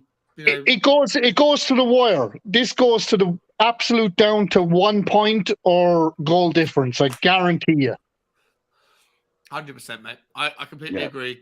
Mate, thank you for coming on, buddy. Love you to pieces. All right, boys. And you're always welcome. Good night, on William. The channel. See you later, William, brother. Bye. See ya, buddy. All right, fellas. Where did I get to on the list? I think it's up to Bobby K on Hi, the how you doing? Reguilon news. What are your thoughts there, mate? We are fucked. You know what? We're running so thin as it is. We barely have enough for our starting 11, and even the starting 11 we have, I'm sure most of us will sit here and only pick 6 of them to actually start. So we're already trim, and now we're losing even more players. It's just getting more and more disappointing and fearful going into this last run. With that being said, though, I know David earlier said that he doesn't want to give the youngsters a chance, but honestly, I'm at the point where it's clear with all of us screaming for Bergwijn to come in at the right wing back, and he will not, and he's not played there, he's not featured there at all. I think and the fact that he's getting such limited exposure in times is because Conte probably already said to him, I want to try you there, and he turned around and said, no, I'm not doing it. So I think that's maybe what's happening behind the scenes kind of thing. So I don't want to force a player to play unnaturally if he doesn't want to be there, because God knows he will not perform then. I would rather see Lavinier come in, because I still remember when, I think it was Harry Redknapp, when Rose first came on against that game against Arsenal. That was his first game, right? From my understanding, first or second, and then he scored that goal, and it just propelled him with the fan base, his confidence, everything. Yeah, it's a slim outside chance that could possibly happen, but the praise that's being put on these kids, I know I'm going to say it wrong. Patowski, is it? And Lavinier. Pascotti. I can't say it either, Bob. I can't say it for the life of me. I've heard it. It's written differently, but I think it's pronounced. I will call him Patinder. It's easier. Pascotti. Yeah. It's Patinder now. It's easier. But yeah, I just think that unless these people are not given a chance, we will never know what they can do. Now, there is that severe imbalance that if we give him a crack and he fails, can severely dent his confidence going forward. Yeah, there's that. But again, if he comes in and all of a sudden has a display that makes Royal look like he should be on the bench all the time the rest of the season, then his confidence skyrockets. Then we've got another possible skip, another academy player coming up that's just going to be that much of, an integral piece of the puzzle going forward. So, Barry's shaking his head at me, and what? Shake all you way. Hey, it's my turn. Shake away, Bencini, Barcini, which one, whatever it was. Okay, all right. You do not shake your head at me. I shake my finger at you. Okay. Let's go around deep in the house now. I'm on the fence with it, guys. I really am. But I personally think Royal benched and Lavinier in there. That's the only thing. Seth's over on the left. And like you guys said, come halftime, if it's not working, then we switch it up. Because like me and Brian have argued about this, where he says, if we start Bergwijn at the right, he doesn't do shittier, then we're going to have to bring Royal, which is another shitty player. But we already know what Royal's level is. We know what he's capable of and incapable of. So we know what to expect with him there. I don't mind the idea of changing to one of these. It's super risky. I get it. I get the argument against it. The unknown, there's unknown unknowns and the risk. But I take your point, Bobby, mate. Like, you can't get much fucking worse than Emerson. You can't. The only good thing about Emerson is that he is actually pretty good at clearing headers from corners when he's at the near post. He's actually against Brentford. I think he cleared So he could do one thing right. Awesome. No, but I know I'm saying, but if you're gonna be frank about it, Christian Eriksen's one of the best set piece takers in the game, and Brentford had 25 corners and they didn't do fuck all with them. And if you look at the stats, I'm pretty sure that Emerson was responsible for heading clear about half of the corners. Yeah. I'm loving the heading clear. Yeah, I know. That's great ad-lib. But I just feel like that's the one thing that we probably would miss if we were putting on someone that was a youthful risk taker and in his place. But Brian, what's your? Sorry, I just see Dan's point just came up here. Dan, and I didn't know Danny Rose was 24 when he played that game. I actually thought he was younger. So that's a very valid point. It was his first game for us, but he played out of places before then. Yeah. Yeah. No, that's. But Lavinier is 21. So some of these youth players that are youth players, they're not really that young anymore. So why is it other teams are playing clubs can make? Yeah, why is it other players at other clubs can make their debuts when they're in the 17, 18, 19 year old? Carry on. Yeah, that's exactly what I was going to say. Listen, if you look at Tottenham's history. If you look at Tottenham's history, and I'm going to pick two games against the same team, Liverpool, a certain Ledley King made his debut as a youngster when no one saw it coming, and a certain Japhet Tanganga did it. Oh, that's right, yeah. And actually played very, very well. Very well, yeah. Listen, my whole feeling on this, and I'm sure we'll vouch for this, I was going mad on the Irish Hotspur show when Kulusevski and Bentancur came in, and they're good, and they've set the tone and been good signings. But the one thing we needed to get in, which is pivotal to Antonio Conte, is a wing-back that can create and that can do the job. And once again, it didn't happen. Whether you want to blame that person or blame the recruit, whatever you want to do, when you're lacking creativity, we should have brought someone in additional to Kulusevski and Bentancur, but we didn't. So we have to deal with what we got. And we are down to the bare bones. We are down to the bare bones. Now, Lavinia is a player and will be a player. So if we were to experiment with someone at right wing back, it would be him that I would go for. And I think he can come in. You've got to remember when Ledley King came in, he was playing at the heart of a midfield. A vital. Bobby, it's very good that you turned your camera off, but not your microphone. Sorry, Rob. That was very good. You were communicating with your camera off, but we can. But yeah, so when Ledley King made his debut, it was in the centre of midfield against the Liverpool. When Japhet Tanganga came on, it was at centre back against a very, very attacking Liverpool that had the front three that they've got.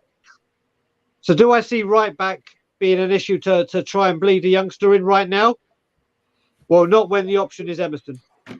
I would rather give Lavinia his chance. Yeah. I'd rather play a Lavinia, who is a right wing back, rather than a Bergwijn or a Kulu or a Mora, because I don't know why we keep doing this, where we play a formation and we play players that aren't trained or or have the experience in that position, no matter where on the football pyramid or their development ladder. So for me, if this is a case, I think I would pick Lavinia over Emerson every single day of the week and twice on a Sunday, which currently we are playing on. So it's interesting, Brian. Like just like the conversation about the age, it's literally sparked 15 or not 15, maybe 5 or 6 different people talking about ages, right? So Perryman was 17, Rooney was 17. Yeah. Paul Russell, Michael Owen, Robbie Fowler, Steven Gerrard. Look at Liverpool. I use Liverpool a lot. Yeah. If you're good enough, if you're good enough, you're old enough, right? Yeah. Woolwich can play 3 or 4 players at 19, 20, 21. Why can't Spurs? We've got a 21-year-old in Kulusevski that's playing and that's been a absolute worldie. Either Lavinia isn't good enough, because it can't be that he's not old enough. He's 21, right? So either he's not good enough and we don't know that he's not good enough, or give the fucking guy a chance. In my opinion, my opinion is, I'm not dealing with my opinions today. No, you're not allowed. Doesn't matter what my opinion is. You're not allowed. Let's move on, guys. Let's move on to the next thing. Sorry, Sean. Before you do move on, Boss Lady has been screaming at me for lunch for the last 20 minutes, and that's why I'm gonna get in trouble now. So, love you, man. Thank you. I just want to quickly, before I left, say that it was interesting how I got your the links as well. You did already. Thank you. But just quickly, when I was mentioning Lavinier coming in and everything like that, Barry was shaking his head consistently at me. But when Brian did it, he didn't even motion at all. So I'll be calling Laura. I'll be clipping this and sending it to Laura and discussing this. So your weekend might be not that great this weekend. Why don't you go and wag your? Oh, sorry. Hello. No, you go wag your finger at your wife and tell her to make her own fucking lunch. What? What? Yeah, Bobby's calling Barry out for inconsistent wagging. Yes, and like the only person in my life who has inconsistent wagging is Bugsy Malone. Her tail wags more for me than she does for other people, and that's fine. So I'm okay with inconsistent of the wagging. See, I didn't shake my head at all, Bobby. I got it back, mate. Don't worry about this lot. There you go, buddy. Yeah, thanks, buddy. Thanks, Cooves, man. I knew I could rely on you. Mate. I knew I could rely on you. But great, Bobby, guys. Thank you very much, Sean. We will before see you tomorrow. Before you go, I've added the boys' channel, your channel, the kids' channel into the link again. Thank you. I'm going to be on tomorrow afternoon, my time, and the guys in the chat. There's 60 of you. If you haven't already, hit this Three Spurs Boys link. Yeah. More important. Hashtag no spaces. Hashtag no spaces. More important, guys, than any of our content, than any of our channels. Bobby K's got a couple of wonderful children who are super into Tottenham, and they're starting their little channel, starting their little growth into the channel world of Tottenham community. It's amazing to see how passionate they are and how much they're enjoying it. And you know what? When you're of that age, the most important thing is to see little kind of little metrics just growing. So if any of you haven't, just go and hit the subscribe button. Their channel's awesome. It's a lot of fun, and it's more. We're gonna have some fun tomorrow. It's gonna have some fun tomorrow with you. That's for sure. Sure. No, but it's like, because they're kids. It's super important that everyone in the community gets behind it. So please hit their link, guys, and hit the subscribe button. And Sean, really appreciate it. Sean, Cole Simpson's right. He's taken the words right out of my mouth. So what did Carl say? Where's Carl's comment? Hang on. Carl, no. Oh. Not that one. No. 149, Sean. Down. That one. Yeah. I would buy her. Yeah. Carl, you're wrong. Okay, their dad's not a bit of a dick. He's a massive prick. I love you, Bobby K. Yeah, I'm not going to say that back to you today. No, maybe tomorrow I'll love you, Barry, but you're off my charts today. No, I love you much. Guys, a pleasure as always. Thank you very much, Sean. We'll see you tomorrow. Brian, I'll talk to you later. Kuva, Mark, we'll all catch up, guys. Have a great day. I'll be watching you in the background, so keep it up. Keep up the great work, okay? Speak to you soon, guys. Cheers, Bobby. See you soon, mate. Take care. Thanks, Sean. Bye now. Ladies and gentlemen, in the comments, please make sure you do. It's more important than hitting the subscribe button on my channel. Two young fellas that are just loving the Tottenham thing, and they're all the way over in Canada. Just hit the subscribe button for them. It's a massive boost for their confidence, and it's super important. Right, guys. Moving on. This is the next one, right? And this is, I think, this is where the fun stuff happens, or where the fun conversations can happen. So this is football.com. Is talking about journalist Peter O'Rourke. Peter O'Rourke's not he's a nobody. He's a big nobody. He's a big somebody. He's saying that Tottenham Hotspur could be in for a major transfer this summer. It's the first time I've heard of it today. With England stars Calvin Phillips. Calvin Phillips being mooted for a move to North London. I mean, I won't go through the whole spiel, but so who was it who said it? Calvin, talking on Give Me Sport, he said, if you could attract somebody like Calvin Phillips, it would be a huge fillip to the club to get him, considering there's so much interest in Calvin Phillips this summer. I think we all know the likes of West Ham have tried to sign him. Aston Villa are keen. Manchester United also. If Spurs were able to lure somebody of the caliber of Calvin Phillips to the club, it would be a major signing, and it's somebody who would indefinitely improve that squad. Now, I'm not someone who gives opinions on today's show, but for what it's worth, somebody told me that Sean Butler had told them that if Calvin Phillips was available, Sean Butler would particularly appreciate Calvin Phillips being a part of the Leeds United squad. That's as far as I can talk about Sean Butler's opinions on the concept.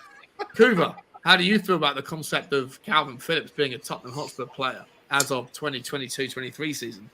I quite like him. He's a decent player, works hard, gets stuck in. Wouldn't be a bad fit. But more to the point, you do that spin the wheel game, Sean. Yeah. Transfer rumours with us. It's like putting every player that even exists at the moment on one of those, spin it round and say we're linked with them. So you're undermining the story. Yeah, it's just we're linked with everybody. It's pointless.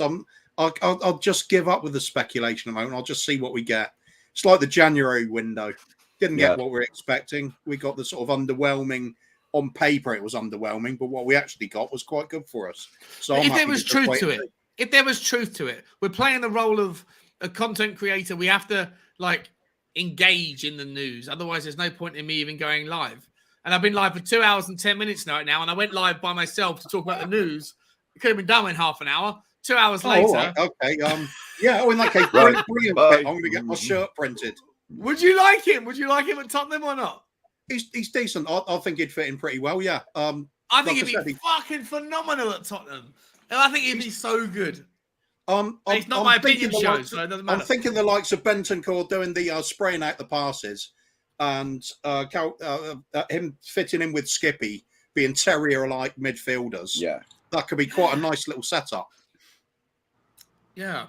Okay. But you're not going to get too stuck into it. All right, mate. Well, listen, I'm going to go to Banchini over there. And I don't know how you and Kuva and Banchini seem to double up on me. And well, you're not going to get much of a better answer either, Sean, because until he's holding that shirt a Hotspur way, that's all that I care about. I don't think you're going to get much interest off the other two above me either.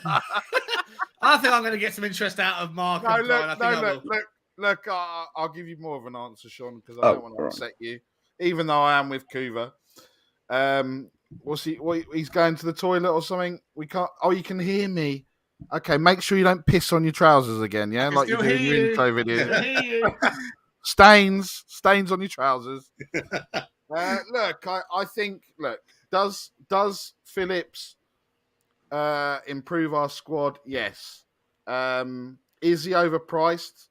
Potentially because he's English. Is he injury prone?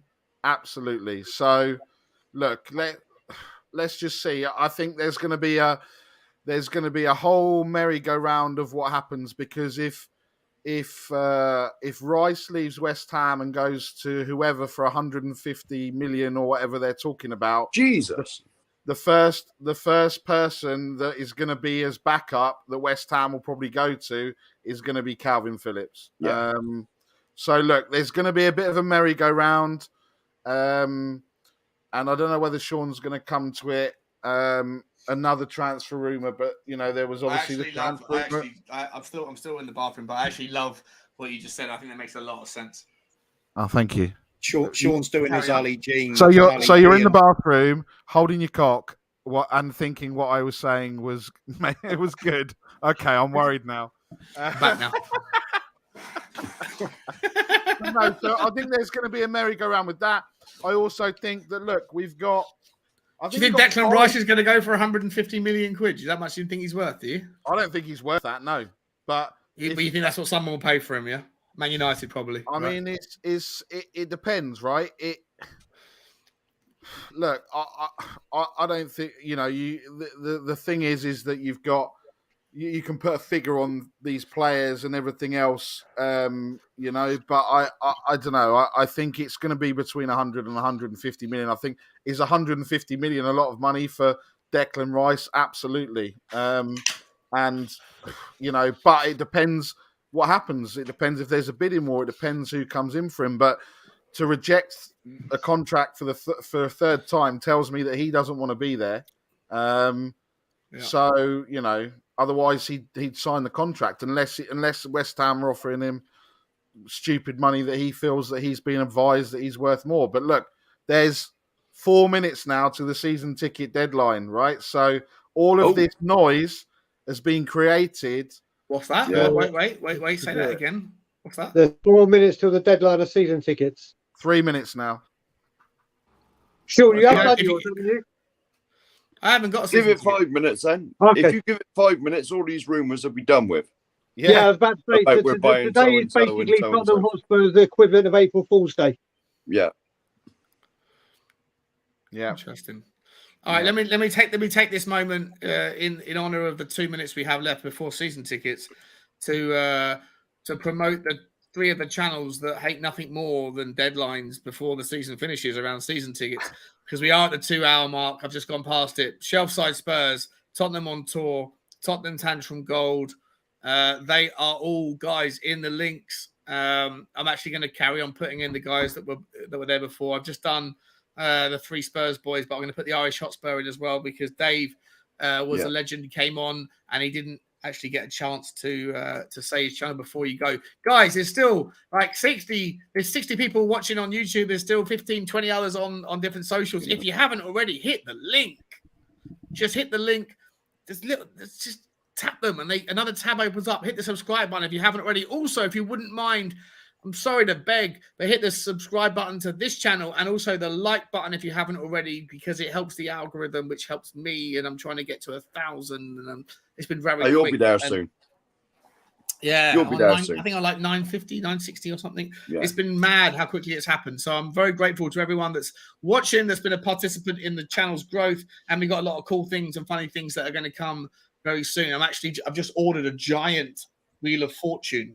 Rather than doing it like on a digital thing, I've got a giant desktop version. I'm going to put everyone in the community's face on a segment, and then I'm going to stop it when rather than doing the doorbell thing, I'm going to progress to like, who's going to come in?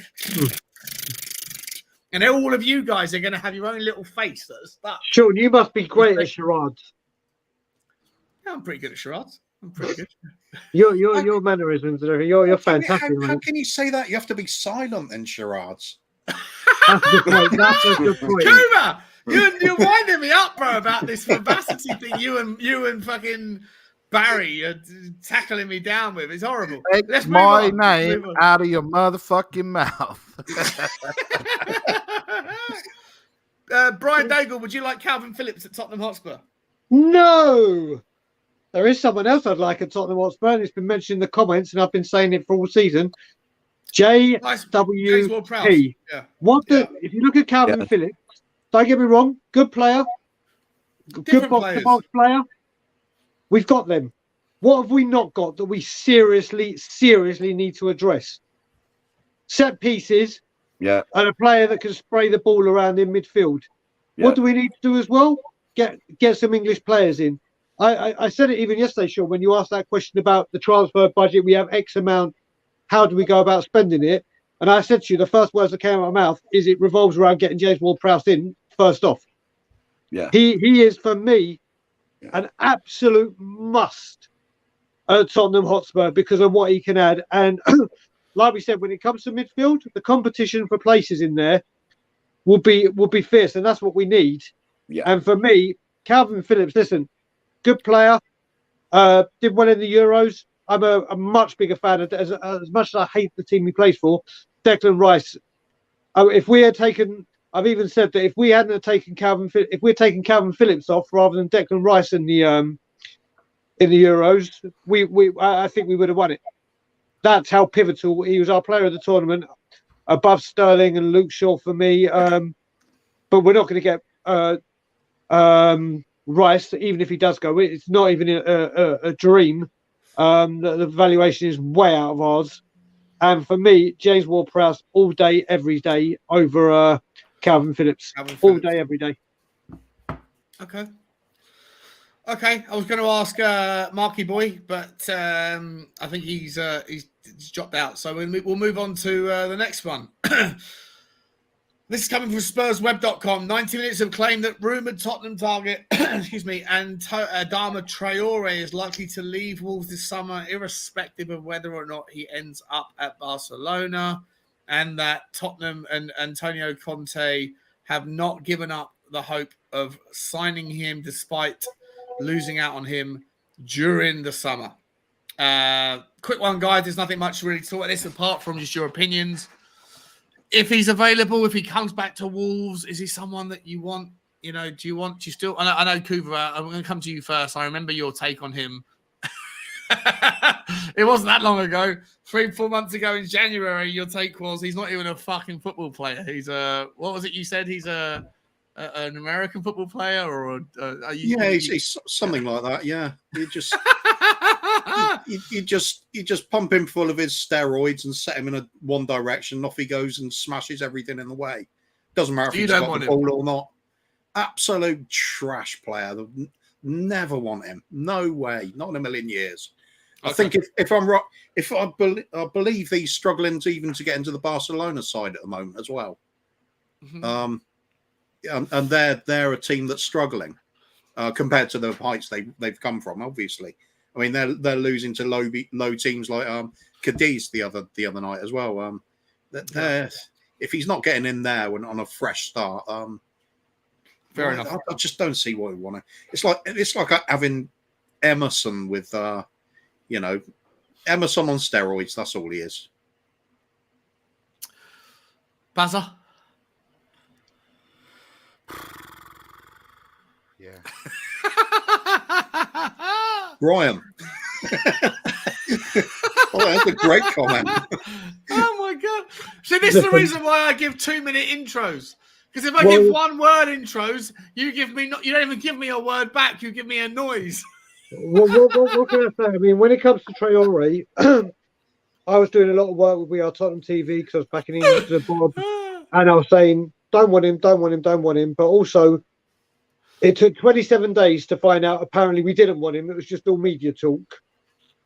And now this rumour's come up again, and we think it's genuine. Listen, why do we keep going for these? I don't see what value he brings. I don't. His pace and power is unquestionable. Don't get that. But he's got no. Barcelona, he's got a couple. But in the Premier League last season, before he left, he got a goal. I think just before he left, and no assists. I don't see what this does. I don't see any truth in it. I don't want him.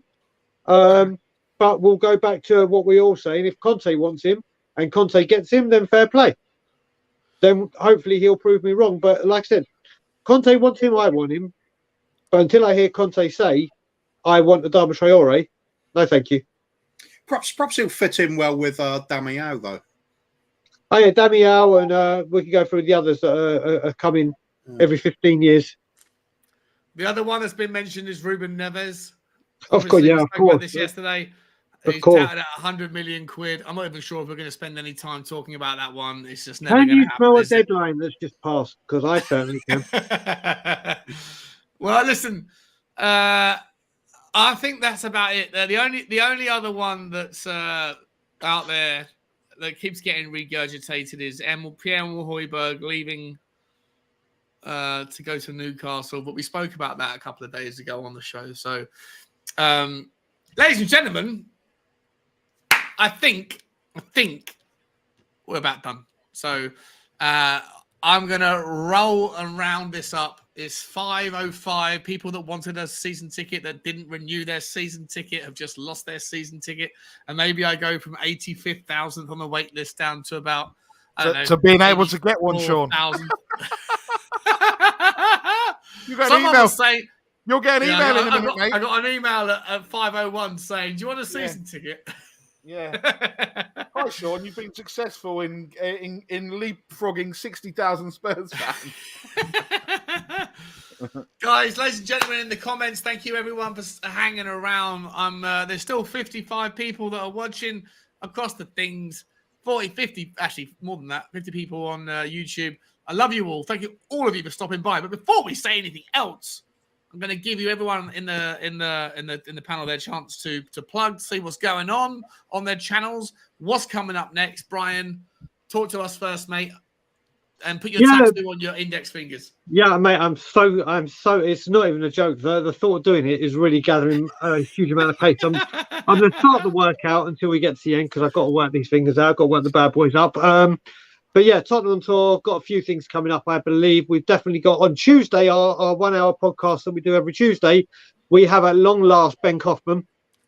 So really, really looking forward to that. We may do... Ben's never been on your channel. He's been on the channel, but not as the guest that we have for an hour with just him on.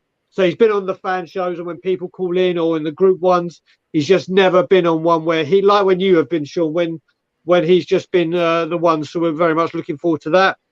We hopefully, well, depending how it goes with Leicester, we may do something. If we don't get the right result, I may be not suitable for YouTube. Let's put it that way. So yeah, we'll see. But there's a few things coming and you can catch us all on Tottenham on Tour. And obviously, hopefully within the next couple of weeks, there'll be another around the clock crawl with you, me, Danny Kiriakou, and whether you want to call him Mr. Post Office or Mr. Box Office, Alex Davies. Alex Davies. So yeah, hopefully there'll be some more stuff coming out.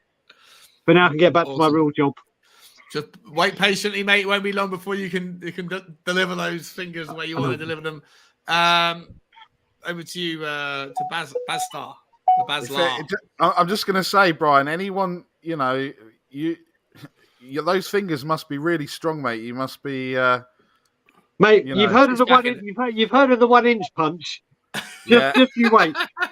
The one not you. You won't be on, not you. You won't be on the receiving end. You'll see it. Okay. Right. Yeah. It was our year anniversary show last night. So yeah, that was a good laugh. Obviously, we spoke about obviously what you spoke about in terms of the season tickets. We kind of gave our highlights and everything else. So that was, that to think, we've been doing the show's been going a year. I've been on the show since I think October last year. And to think how, just for all of us, it's a way to vent, to finally kind of connect and communicate and everything else, in the fact that you three people around this room that I just want to do it to see how long it takes to Yeah, mate, I was about to say, if Sean isn't saying and you have a go at me for my questions and you're going on the longest. Fucking hell! Say goodbye, Barry. Right, so anyway, so you can find us next on Monday, Tottenham Tea and Toast with me and Al. If Al bothers turning up. If Al doesn't turn up, we have a very, very beautiful standing next to me, Mr. Kuva, all one word. So yeah, hopefully Al will turn up. If he doesn't, he won't care. And then Thursday, Sean is 40 away from 1,000. So let's get this man to 1,000. We are 19 away from 500. So all those lovely people, if you haven't, like, subscribe, hit the notification bell, and I'll pass you over to Kuva, all one word. Yeah, let's take our time here. Kuva, all one word. Mate, the six-pack's only getting bigger, mate. KU space V space A. Just I wasn't sure. I've got all day, my friend. I've got all day. I'm just thinking you look a bit like Mr. Krabs off SpongeBob. My kids love that. Well, I'll take that over looking like Levy any day of the week. So yeah, that's fine. Yeah, I'm still sort of free agent at the moment, floating around all the channels, slagging it around as we do. Reza be proud. If you Brian's channel, Tottenham on Tour, superb. Your own channel, Shawnee, love it. All the other channels, if you're out there and you really like somebody's channel, just give them a little subscribe, give them a little like, leave comments, things like that. All the channels thrive on it. Just show a little bit of support. It goes a long way. Gives people the incentive to keep going. Big up to Shelfside Spurs. It's my go-to for comedy channels at the moment.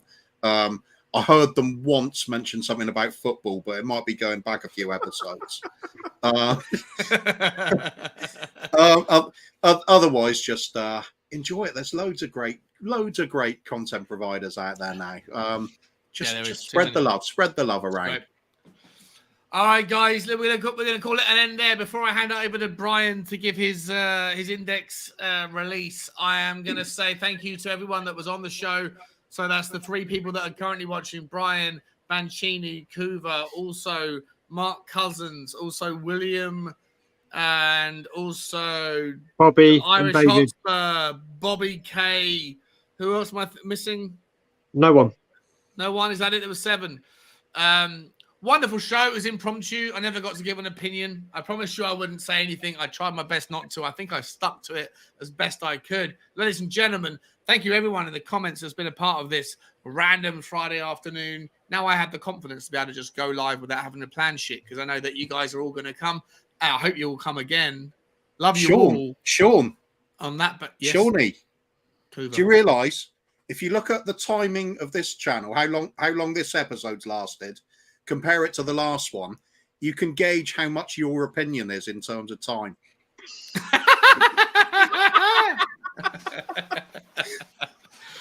Well, it's good, because that's what happens when you have your own channel. You have the ability to give your opinions occasionally. You are utterly ungrateful, nasty piece of work.